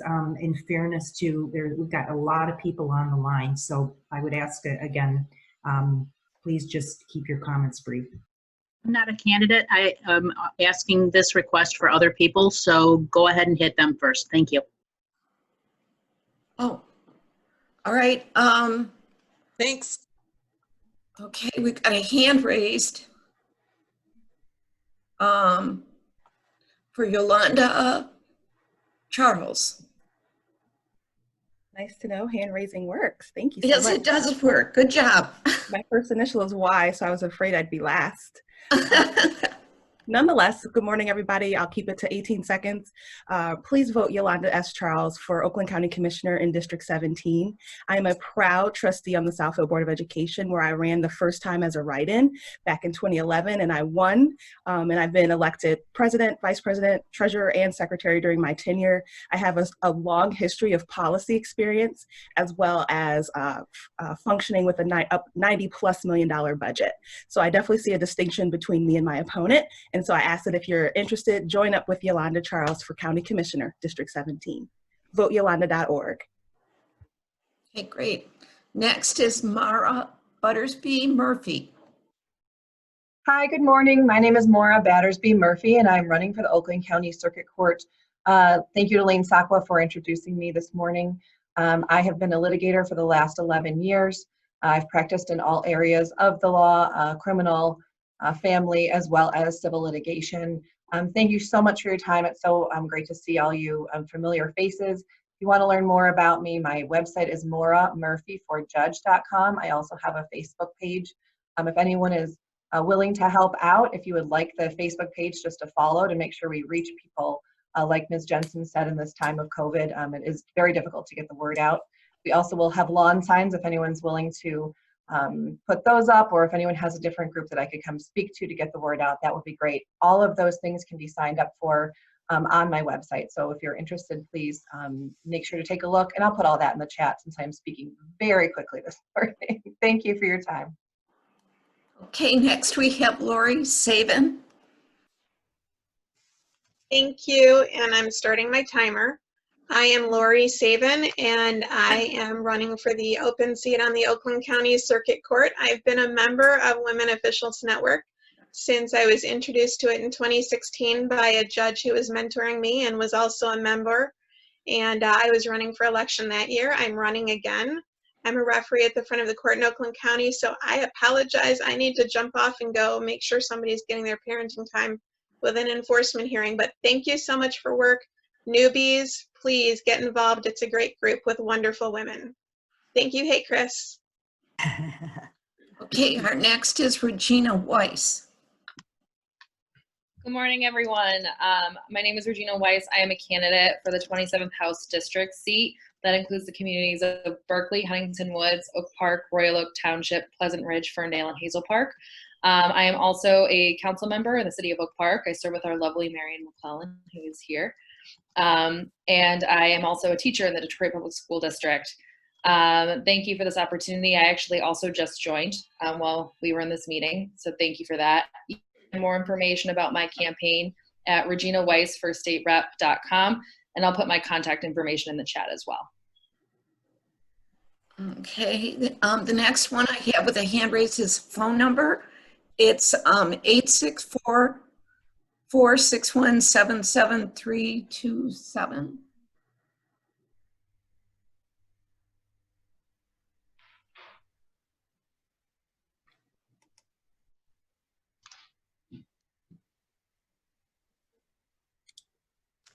Okay, we'll move on to the next one, I guess. Okay, we have no other hands up. I've got a comment in chat. Let's see, have a meeting, return to school steering committee. Jacqueline.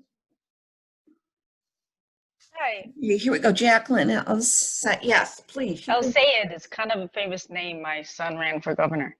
But I am 10 years on the Bloomfield Hills School Board, and I served 9 years as chair of the Michigan Truck Safety Commission. I was the first woman chair. I'm also the first woman full professor. Right now, I'm the chief academic officer at the American Society for Engineering Education in Washington, D.C., and I have my first congressional briefing on STEM education next week. Great. Okay, does anybody else need to go next? Let's see. I've got this phone number again, but that's this one. Eileen? Yes. Eileen, it's Marcia Gershenson. Oh, good. Hi, everybody. It's so great to see you all. I am the current county commissioner for District 13, which is part of Bloomfield Township, West Bloomfield, and the city of Farmington Hills. And I am running again for re-election. I actually have a primary this time, so I really appreciate any word of mouth that I can get from my friends. And I've never worked harder, even though we're not attending in person. Virtually, we're meeting every day practically to give out this $219 million in CARE funding.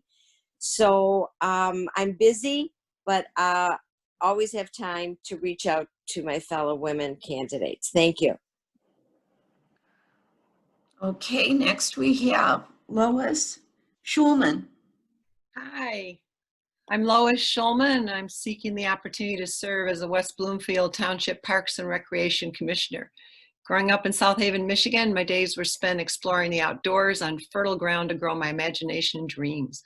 Today, a 40-year resident of West Bloomfield, I'm focused on conservation, recreation opportunities, and transforming facilities to meet the needs of our community. Thank you so much for inviting me, and it's so wonderful to see a lot of my old friends, and I look forward to joining. Okay.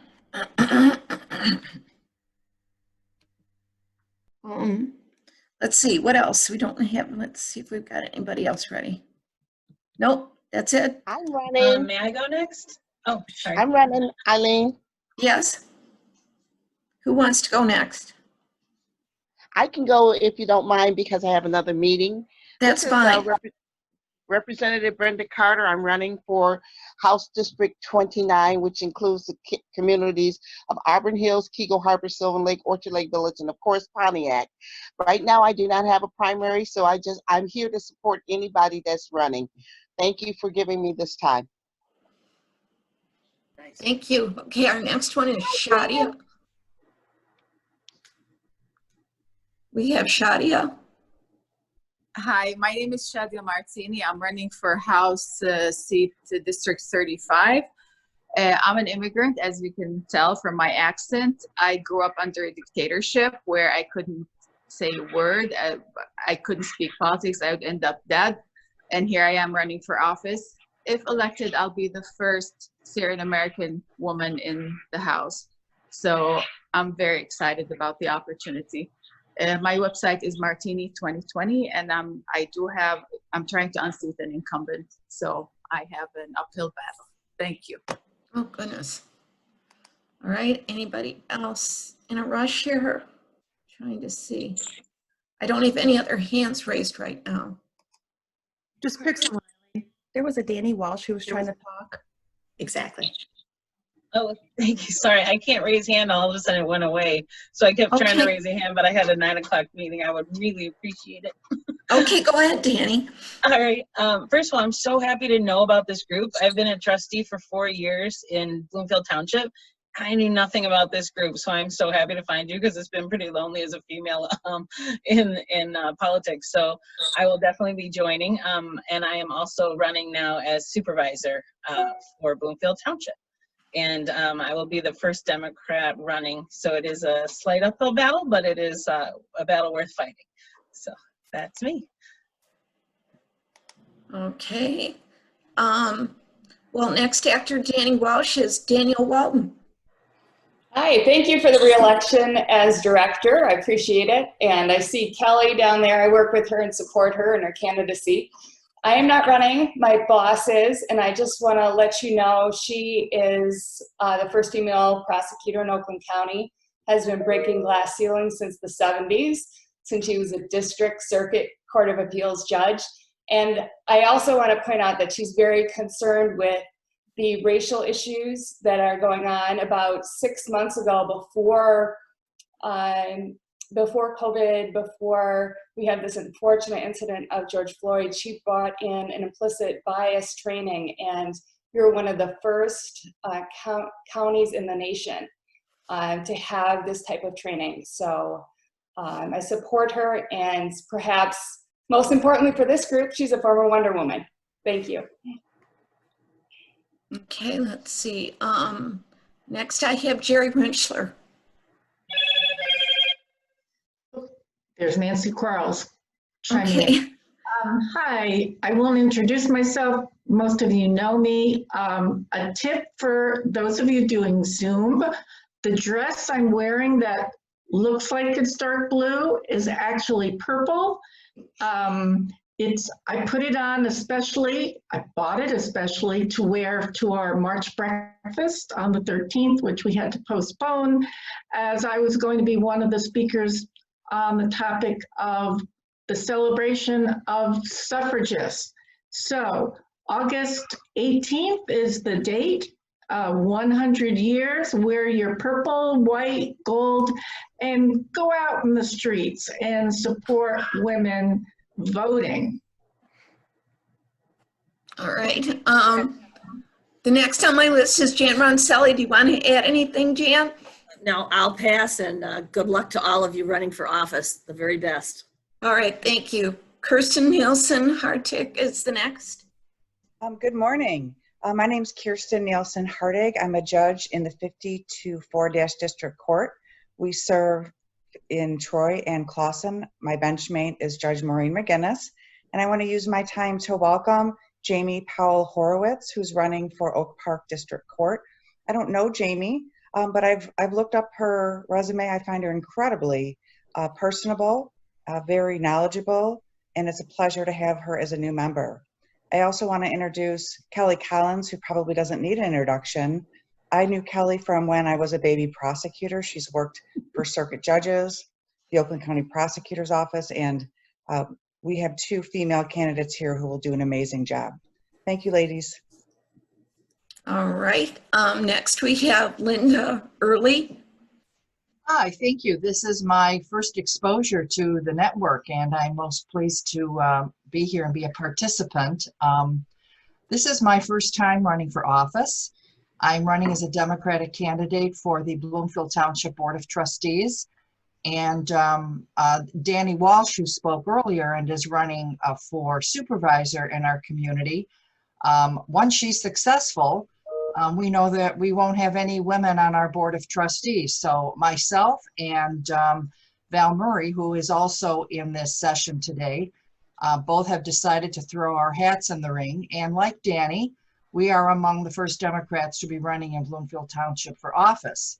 So I'm very pleased to become aware of this group, and hopefully you can provide us with the knowledge and insight and history that you have that have made women successful. So thanks to all of you for all the work you've done. Alrighty, next we have Margaret Scott. Morning, everybody. Hi, Kelly.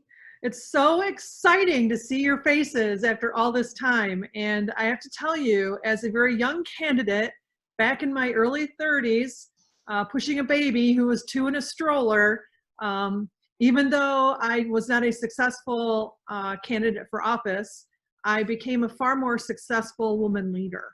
And I look forward to seeing all of you in the future. All right, next we have Miriam McClellan. Hi, everybody. I'm Mayor of Oak Park. When I ran and Christine ran my campaign in 2011, I was running against a 20-year incumbent, and nobody gave us much of a chance. So don't let anything stand in your way. Go for it. In this group, I met our communications director. This is a fabulous group. Tell all your friends to join Women Officials Network. It's an important group for you. Thank you. Thank you. All right, the next is Valerie Murray. Hi, my name's Valerie Sales Murray, and I'm running for Bloomfield Township Trustee.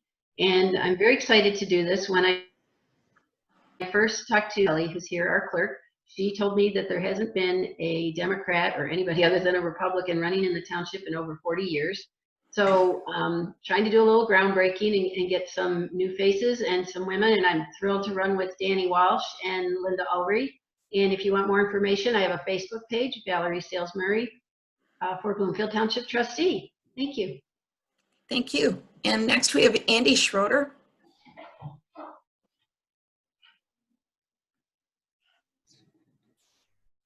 Andy Schroeder? No? Okay, we'll do I'm here. Sorry. Oh, okay. Sorry, and that's me, and I probably have to change my Zoom login to say Andrea so people realize it's me. But yeah, Andy with a Y. Anyway, I'm State Representative Andrea Schroeder from the 43rd District, the townships of Waterford, Independence, and the cities of Lake Angeles and Clarkston. And I will be seeking my re-election in November. Thankfully, don't have any August elections this year. But looking forward to being reelected and continuing my good work in the state legislature with some of my friends, like I think Brenda Carter's on the line here with us as well. You can go to schroedervoter.org. get some more information on me, on what we've been doing in the legislature. And I'm going to do my annual plug, Michigan Political Leadership Program. There are several of us on this call that are alumni. Bipartisan, multi-partisan program at Michigan State University. Applications are available now. MPLP at, if you Google MPLP, Michigan Political Leadership Program at Michigan State. Great program. Would love to see a lot more women in it. So is that 20 seconds? I think you're good. Okay, we have Ann, I can't say, Vera. I don't know that I said that right. Ann Vera. Be sure to check if you're muted. It's Ann Vara. Vara, thank you. Okay. Well, ask to unmute maybe. Just move on, Eileen. Okay, next we have Barbara Bonsignor. Yes, this is Barbara Bonsignor. I'm a board member of the Michigan State Association of Parliamentarians and a longtime supporter of the Women's Officials Network Foundation and a former Wonder Woman. So I'll just, that's enough for me. Well, I'd like to hear from the potential candidates. Okie doke. How about, do we want to try Aunt Vara again? All right. Christine Jensen, do you want to say any more, or Nancy Quarles put her hand up? You want to? We'll take Nancy Quarles next. Unmute yourself, Nancy. Okay. Good morning. For first time in a while, I get the chance to say that I am not running. I am no longer seeking election on the Oakland County Board of Commissioners, but that doesn't mean I'm not working. There's a couple committees that I will be chairing that I certainly would like this group to be well aware of and would like to seek information from you. The first one is, you know, we're just completing our census, and I would really like to encourage everyone to make sure your neighbors are sending in their census data. We're running a little behind in Oakland County, Essex County. There are some cities that are doing quite well, but we want the county to do well. I currently have taken a couple of tasks. I think because my chairman knows that I'm leaving, I am going to be working and chairing the. I'm sorry, Nancy. I have to interrupt you. We're trying to stay on schedule. I apologize. Okay, the two committees that I want you to be aware of, and I will come back and talk with you about it, is the redistricting for the Board of Commissioners, and the second one is task force on an advisory group for the upcoming elections. Thank you. All right, our next is Linda Ulrey. Hi, I'm happy to talk again. Oh, I'm sorry. I didn't realize I'd already called on you. But I don't want to use up anyone else's time. Thank you. Next is Coco. Yep, next is Coco.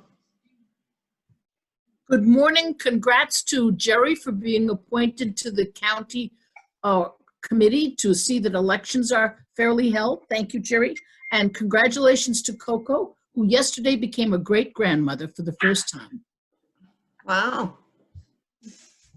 And wonderful program. Thanks today for everything.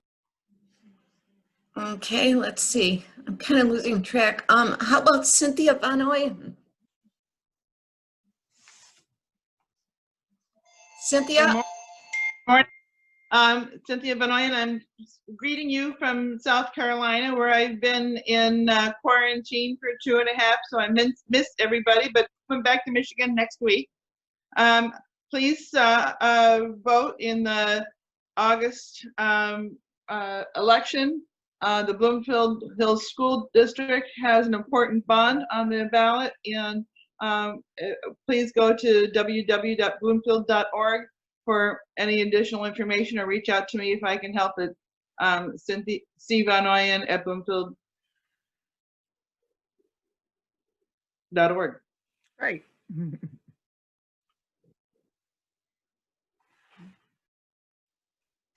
unmute. We've got to do, how about Debbie Binder? Hi, my name is Debbie Binder. I am currently the West Bloomfield Township Clerk. I am running for re-election as clerk, and I am fortunate to be running unopposed. I don't take that luxury for granted. I do look forward to today, to keep it brief, I do look forward to a day when the demographic of leadership resembles the demographic of society, and appreciate this group's commitment to women and getting women involved as part of that leadership. Thank you.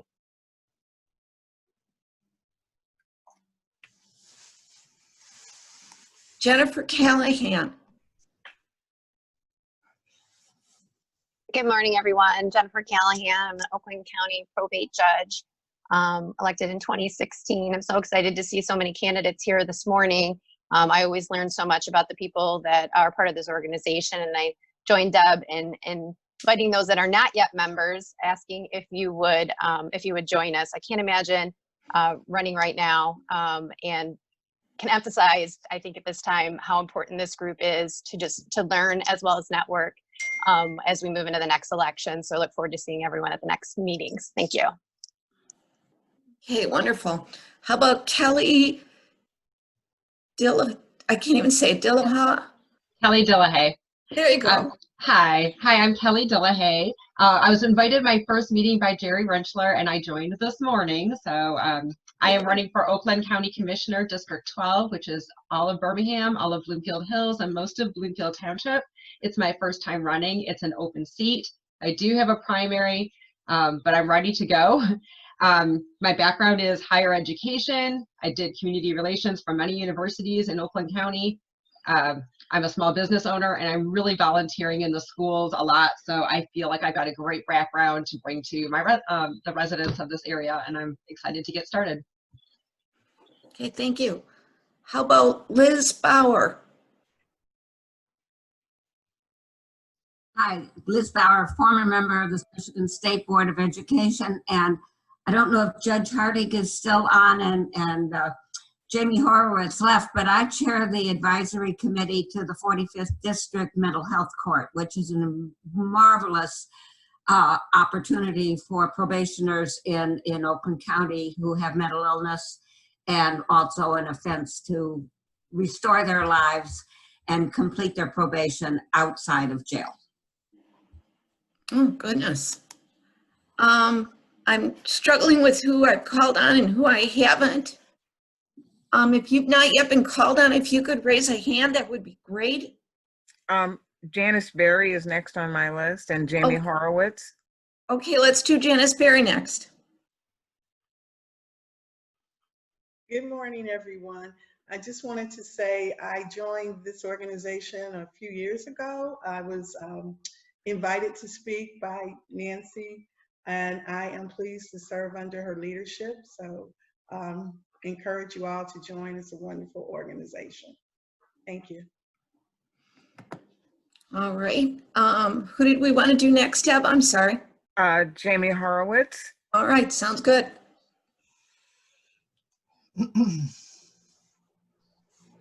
She already spoke. I think we already heard from Jamie. Okay. Yeah. Okay. We've got 4 hand raises. Let's look. Looking at my list. Okay, we have Charlene Douglas. Good morning, everyone. I'm a city commissioner in Royal Oak, and I want people to know that our city is moving quickly to allow our downtown businesses, especially our restaurants, to expand onto the sidewalks and adjacent parking spaces so that they can safely serve their customers. So we invite you to wear a mask and practice safe distancing and come and dine with us. Thank you. Thank you. Marquita Frost, do you have that? That's fine. Good morning, ladies. How are you? Good. I am Marquetta Frost. I live here in Calhoun County, and I was invited by the Honorable Cheryl Mitchell, and I appreciate the invitation. And I live and work here, very active in our community, and thank you for inviting me to the meeting. It's been very interesting learning about what you do. Thank you. All right, what about Sherry Wells? Yes, thank you. The August 4 is not the end of voting. There are those of us who are third-party people who will be running again or contending for the same positions for those who win the primaries. I've been a member for a while because of my Green Party mentor invited me to a meeting. I ran for State Board of Education, attending board meetings across the state from Detroit to Benton Harbor. And the legislature is the best place for me to use what I've learned about that and other things I'm active in. I would be the first Green Party state rep in the legislature, I'm sure. And when I shadowed my state rep, Bob Wittenberg, I was trying to find out where they'd put me, and there's a very big windowsill on the left wall. Thank you. Okay, next we have Mary Schusterbauer. Good morning.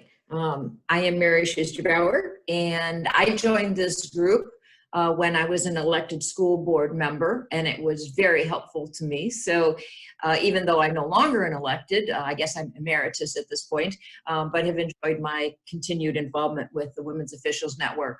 I would also like to mention that I am the last president of the Women's Officials Network when there was the network and the foundation. And so we, at that time, had our strategic planning to join the two groups. So our two groups could hand the baton to Cheryl Mitchell. So I'm so pleased today to see that after a couple years, the merging of the network and the foundation has gone so well, and it continues to be a vibrant group. And my day job is the chief of Oakland County Youth Assistance, which is the prevention arm of the circuit court. Good morning, everyone. Okay, next we have Teresa Rich. Oh, Teresa, yes. Morning, everyone. Teresa Rich, Oakland Schools Board of Education. I have to share, I'm coming off the most incredible high from last night. A couple of days ago, I agreed to co-host an event in my neighborhood for a unity walk and an affirmation of it being a non-racist, anti-racist community. And 150 people showed up on 2 days' notice. It was just the most amazing thing. So if anybody is looking at doing something similar in your community and you want a couple of learnings from what we had, reach out to me. Have a great day, everyone. Did you have Nancy? We have to pick up Nancy Philippart. Okay. Hi, everyone. Again, I am very honored to have just been elected as the president of this organization. I am a trustee on the Troy Board of Education, and I am up for re-election in November. This will be my third term, so any Troy voters appreciate your support, but I want to use a minute. She was unable to attend, but we have a newly appointed trustee in Troy by the name of Vitel Annie. The first time we've had an Indian American on our Board of Education, which is very important given the demographic makeup of our school district. And so again, for Troy voters, please vote for Vitel Annie as well. Thank you. Okay, let's see. How about Ruth Holmes? Morning. Morning. Yes. Good morning. I miss all of you very, very much, and congratulations to the new officers. You could say I'm running for my life of my daughter who is facing brain cancer here in New York City, but being in New York City and then total lockdown for 3 months has been absolutely incredible because the city is closed, but we are out there cheering the protesters as they go by. The workers at 7 o'clock every night ring your bell. That's what happens here in New York City. And I just think that what we need to learn from this international event that's happening is that we need to get activated. WON is the most activated group certainly in Michigan that I know about, but get involved. And I commend everybody who's running for office. And I'm a handwriting examiner, and I will come to Michigan for the election to verify signatures if they need my help. All right, we have Denise Langford Morris.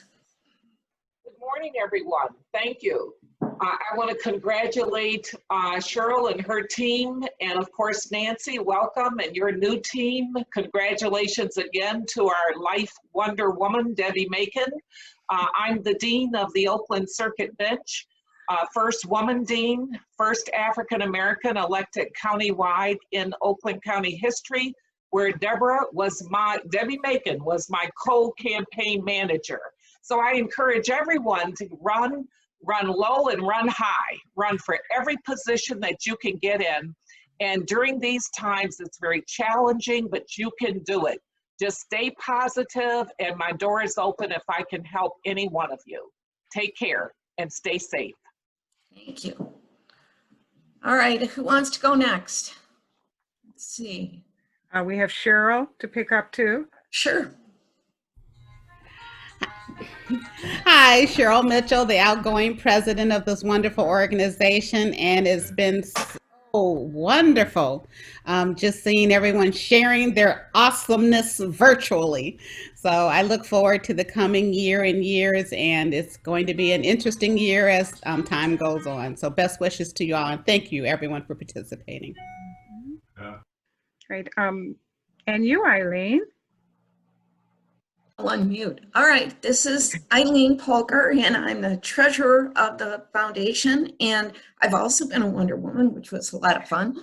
And I'm serving as the clerk for the Village of Franklin, for which I've served for 21 years, and I will not be running. I'm going to retire. So I'm very excited about that. So at any rate, I'll have more time for my Women Official Network friends that way, and I think it's going to work out just great. So thank you all very much. And Deb.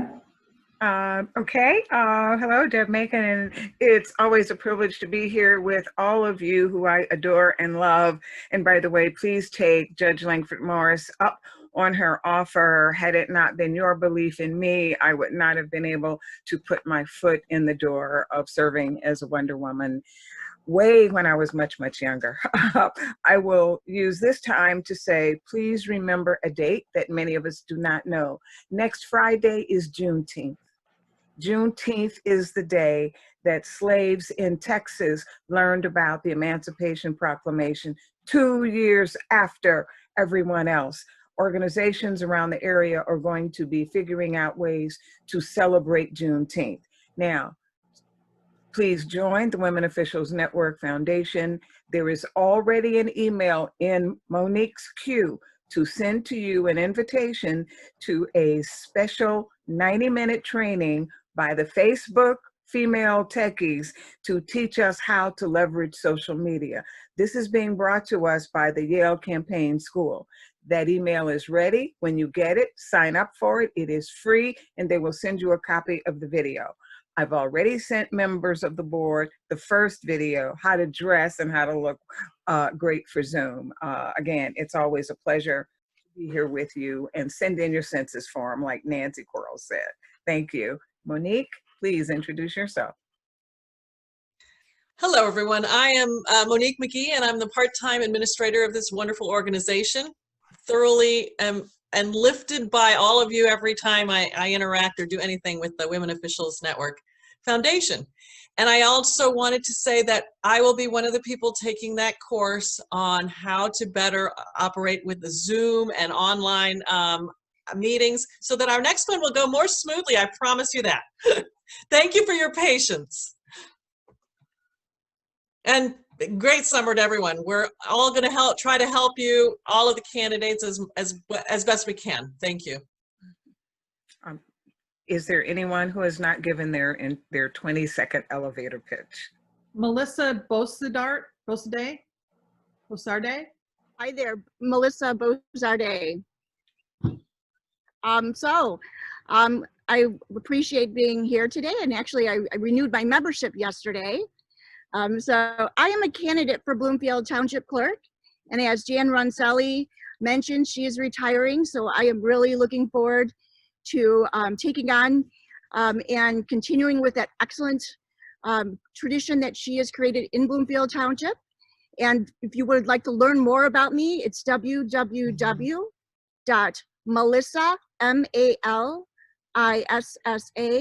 for clerk.com.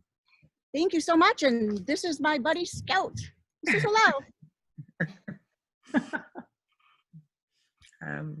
Have we concluded with all of our introductions? Madam President Nancy, the floor is yours. Okay. Again, we will officially conclude this meeting. Thank you all for your participation. Thank you for your patience as we worked through our first ever Zoom meeting. And as Monique said, we will get better with practice, but we look forward to seeing you all in the fall. I don't think, program committee, I don't think we have a date for our next meeting set up, but please watch for communications from us, and we will be back in touch when we come back together. And again, hopefully the connections that you made today during the introductions will be helpful. Please support each other. It takes a community in order for us to make a difference. So have a great rest of your day. Have a good summer, and we'll look forward to seeing you in a couple months. Thank you. Bye, everybody. Bye, everyone.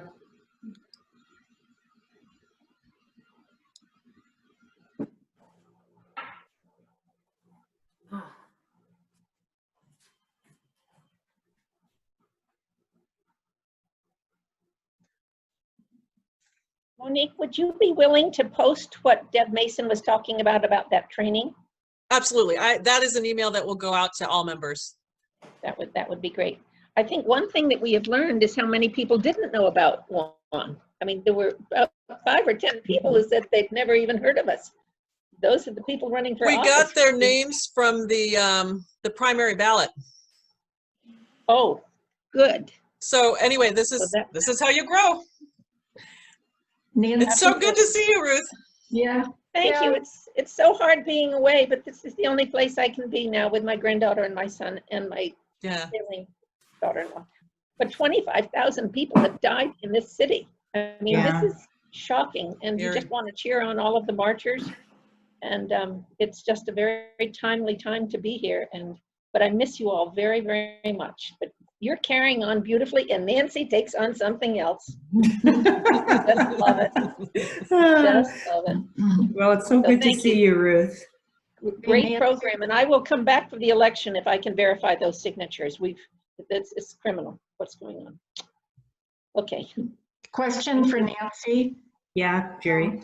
I'm thinking I should have asked, I really didn't want to take up too much time, if anyone has suggestions for a program for the fall, but I'm wondering if we shouldn't send everyone who participated a thank you email and tell them to stay tuned. Yeah, we don't have a date. I know we'll talk about that whenever we come together as a board, but if you could, in that thank you, just ask folks to send suggestions or recommendations for speakers. Yeah, I think that's a great idea. And I think at our hard point we had 53 attendees. Wow. All total, board and attendees. You know, the one thing is, Deb and I and Monique were still working on the agenda at 10:30 last night, and Marion, was our timing. I don't think we expected 53. And I think if we had expected 53, you know, it maybe looked to tighten up some of the pieces. I tried to shorten what I was doing. Don't tell Deb, I left a few lines out. I think that we have to give some serious thought next time to what format we want this to be in. The webinar format is designed so that we can have speakers and a couple of people on a panel and everybody else is sort of attending until the very end. But that was clearly not the understanding that people had coming in, which was why there was frustration initially that not everybody was on the screen. Yeah. We can do it that way, but that's a different setup. And It's And just in a order meeting. to switch midway made it a little bit hectic. And perhaps that wasn't made clear enough when we put out the invite. Next time we've learned. I'm taking lots of notes. Yeah, next time we'll just do a meeting rather than exactly. the webinar. Exactly. Yeah. Well, you guys did an amazing job because you were working on the fly. Yeah, it's tricky. It's always tricky. It doesn't matter which format you use. It's just tricky. I'll be glad when we can meet in person. Our 20-minute meeting went to an hour and 6 minutes because of how slow the voting was, and it was unanimous. It seems like whatever is a faster way, maybe raise your hand in the participants thing would be faster. But that just dragged it. The meeting, all those votes are always unanimous. Right. And the process dragged the meeting on unnecessarily.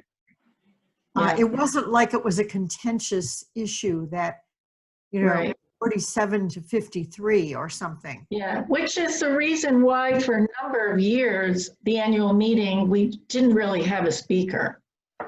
So we were combining, since we missed March and we're not in person, doing speaker plus an annual meeting all at once. So I think those speakers are what brought those new people.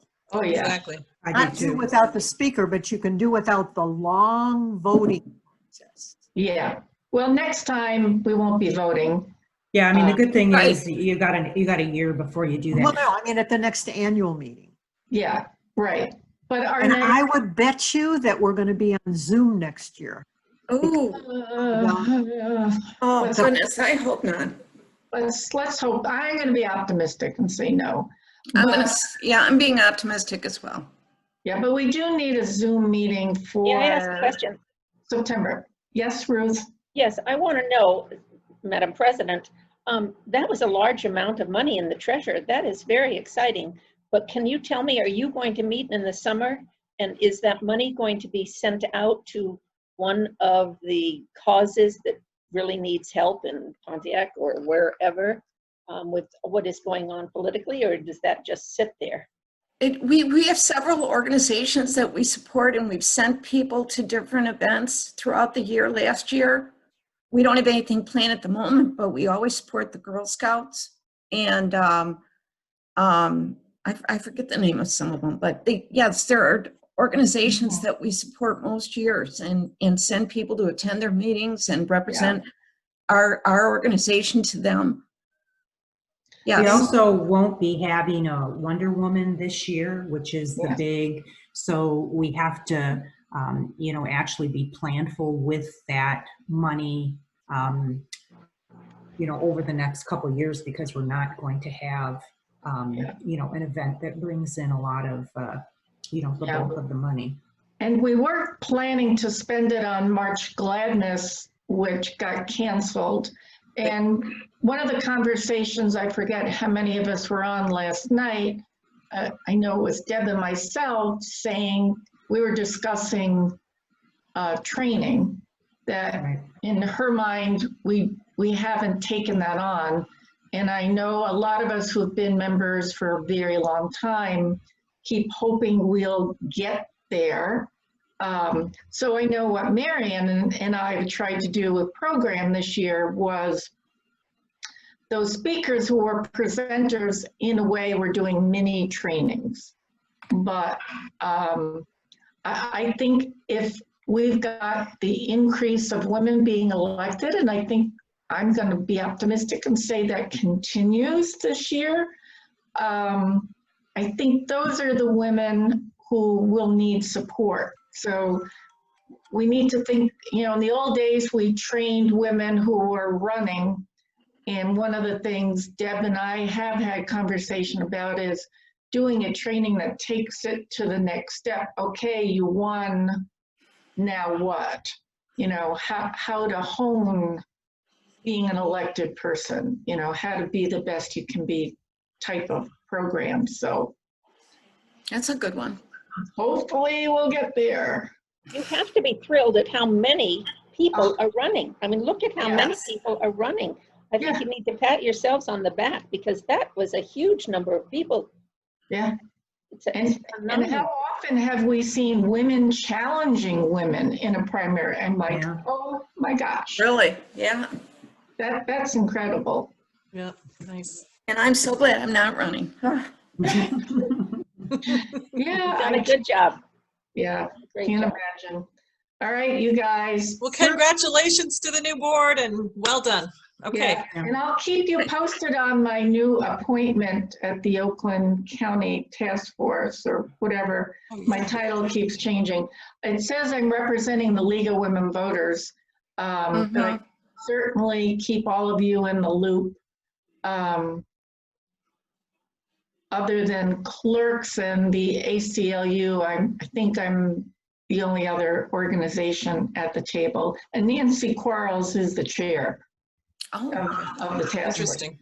Nice. They sent a press release out yesterday or day before, and folks are congratulating me. I said, "Oh, people, thank you so much," but it should. Oh, I need to look that up and put it on our webpage. Oh, yeah. Well, I'm sure the website, Oakland County Commission website. I'll look it up. So Jerry, I'm sorry.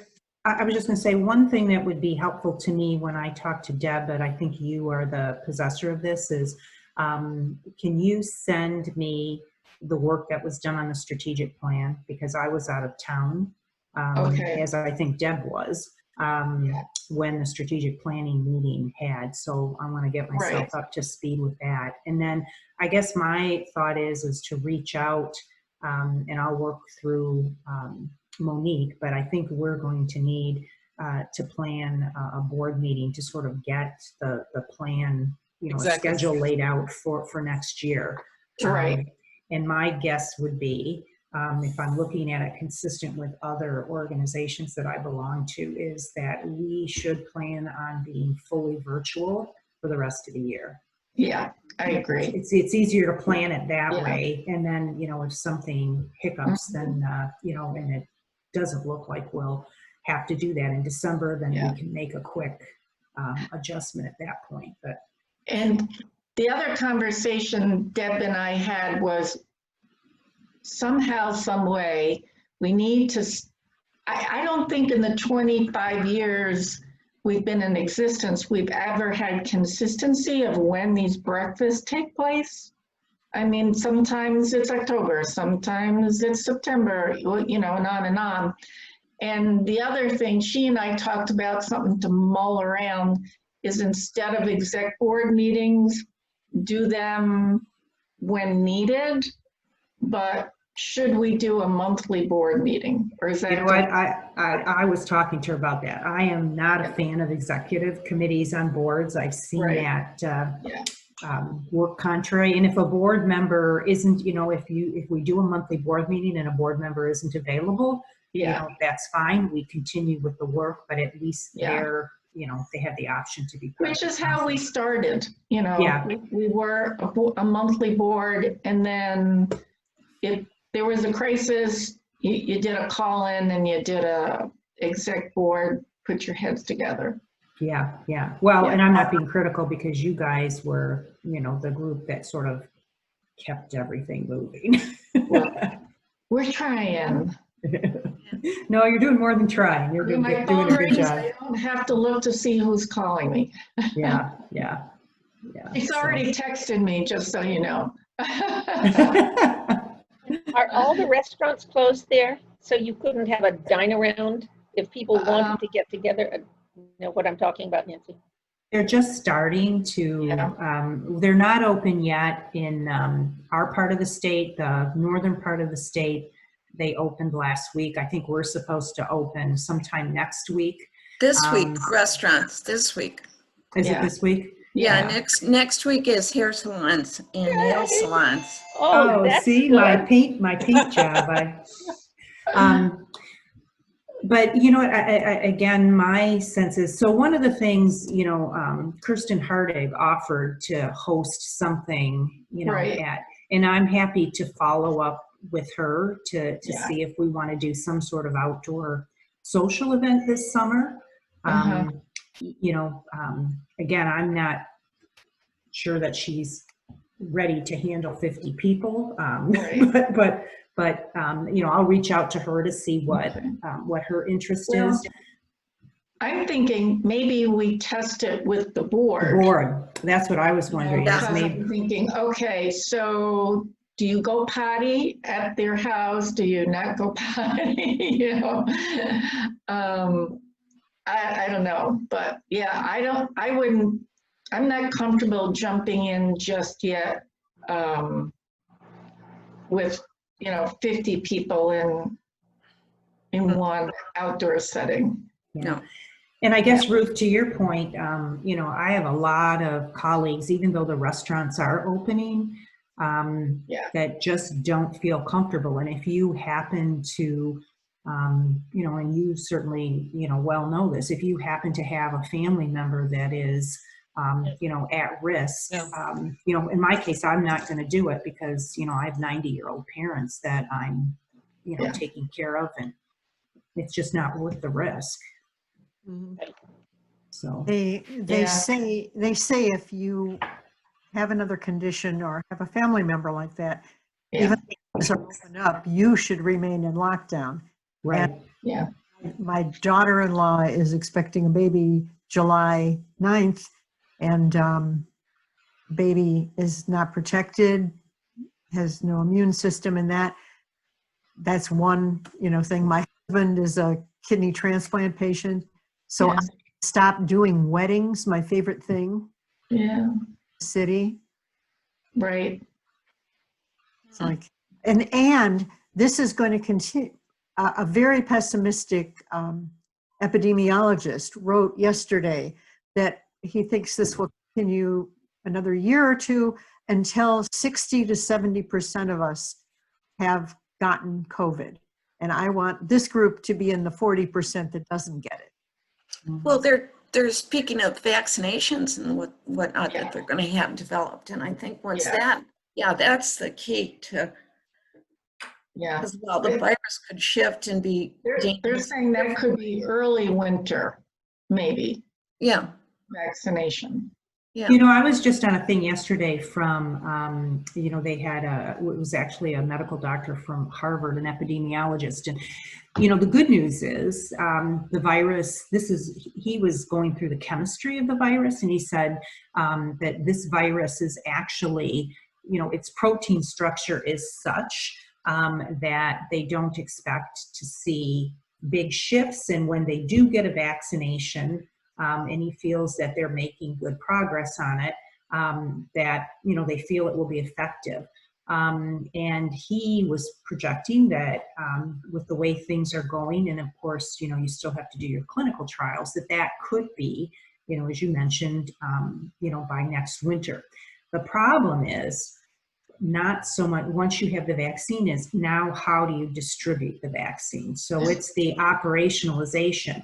Even things, I keep reading that, you know, the little tubes that they store the vaccine in, it's medical grade glass, and there is a fixed capacity in the world of who can make medical grade glass. So it then creates, and I thought he had an interesting discussion, it creates ethical issues. So who gets the vaccine first? The likelihood of what will happen here is those that have the ability to pay will get it first, even though they may not be the people that are most in need of the vaccine. And so, you know, there's really starting to be, at least in the medical community, some discussion about, you know, how do you deploy this vaccine? So he seemed very confident as a medical epidemiologist that the vaccine will be there. He was a lot less confident about the world's ability to disseminate that vaccine. And that's probably. But he was talking about next winter, right? Not this winter. No, he said they thought they might be in a position of actually having a vaccine that works by 2021. Yeah. That would be great. Good. Yeah, that's what I meant. Yeah, good. And like her guy better than the guy that I was reading. I still Yeah, read the Long Island papers as a former Long Islander, and they did a poll at one, and 50% of the people said if it's available, they're not even going to get it. I'm like, yeah.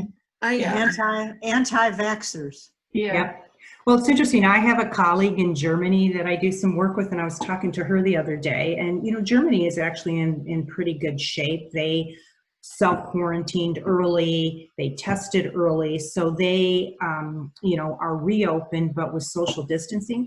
And she said that there are all these we were talking about, you know, the different protesting that was going on. And she said one of the protesting movements that's going on, she happens to be in Hamburg, is there are a group of people and they're really anti-vaxxers, and they're very anti-Bill Gates. They think that Bill Gates unleashed COVID on the world so he could force people to get vaccines, and that vaccine has got, I don't know whether they think it's like mind control or what, but I'm listening to her and it's like, you just sometimes wonder about, you know, how people form these elaborate theories. But I do think you're going to get, you know, even here in the US, you'll get a fair number of people resisting the vaccine because of, you know, and I love it. They all want to say liberty, freedom, justice. I would be much happier if they just say, I'm selfish, I don't want to do this. I mean, that I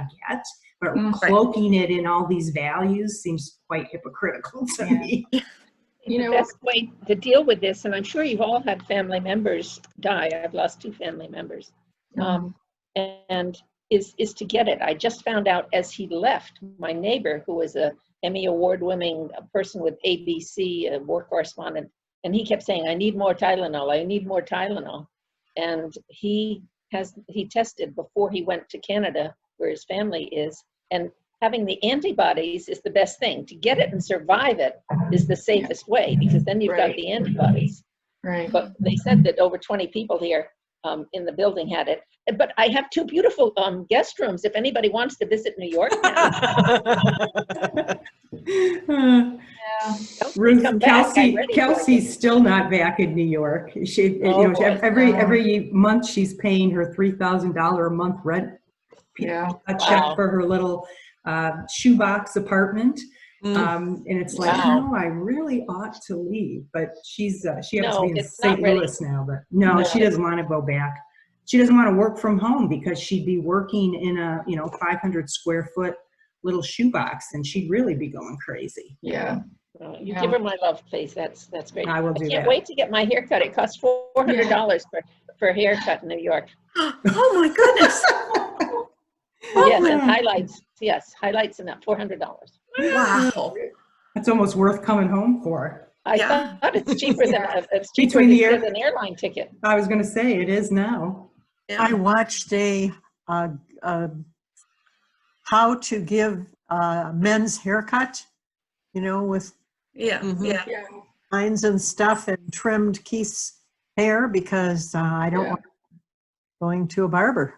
Yeah, I just did Gordon's the other night. Gordon's, our dentist had an opening, and Gordon said, oh, I'm going in the morning to the dentist. I went, uh-oh. So he trusted me with his electric trimmer and my scissor, and I took him to the basement because it was pouring rain the other night. Yeah. Actually, he looks pretty good, I have to say, but all right, well, kids, I got to get into work. Yep, so I got to go. So one question, I cut and paste the chats. Is there another way to save them or no? Yeah, they all save when I save the file. Okay, good. Just so I can make sure to follow up. I had told people I'd do a couple things, but I didn't write it down. Okay. That's right. I can send it to you.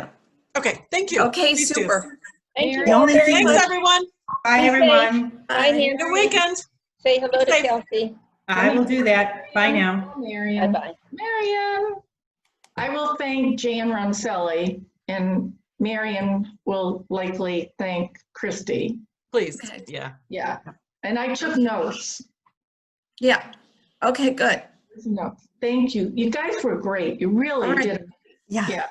This is the only part about the breakfast where you talk a few at a time. Yeah, that we miss really. Yes, on Zoom. That's I what I was know. thinking. It was like I sat next to a woman I didn't know who told me about take a picture with the dog if you're running, and had all kinds of little practical tips. Oh, And Marion, you gave us an and idea.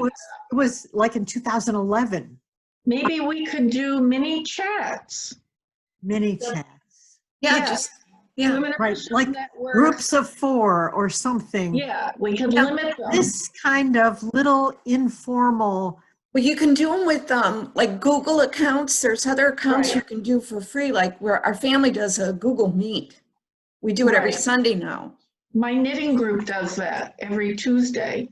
And I know that on Zoom as well, they do have breakout rooms. I'll investigate it a little bit more and try to learn about it for the next time. Because maybe some of us who've been elected could offer a mini chat to a candidate, first-time candidate.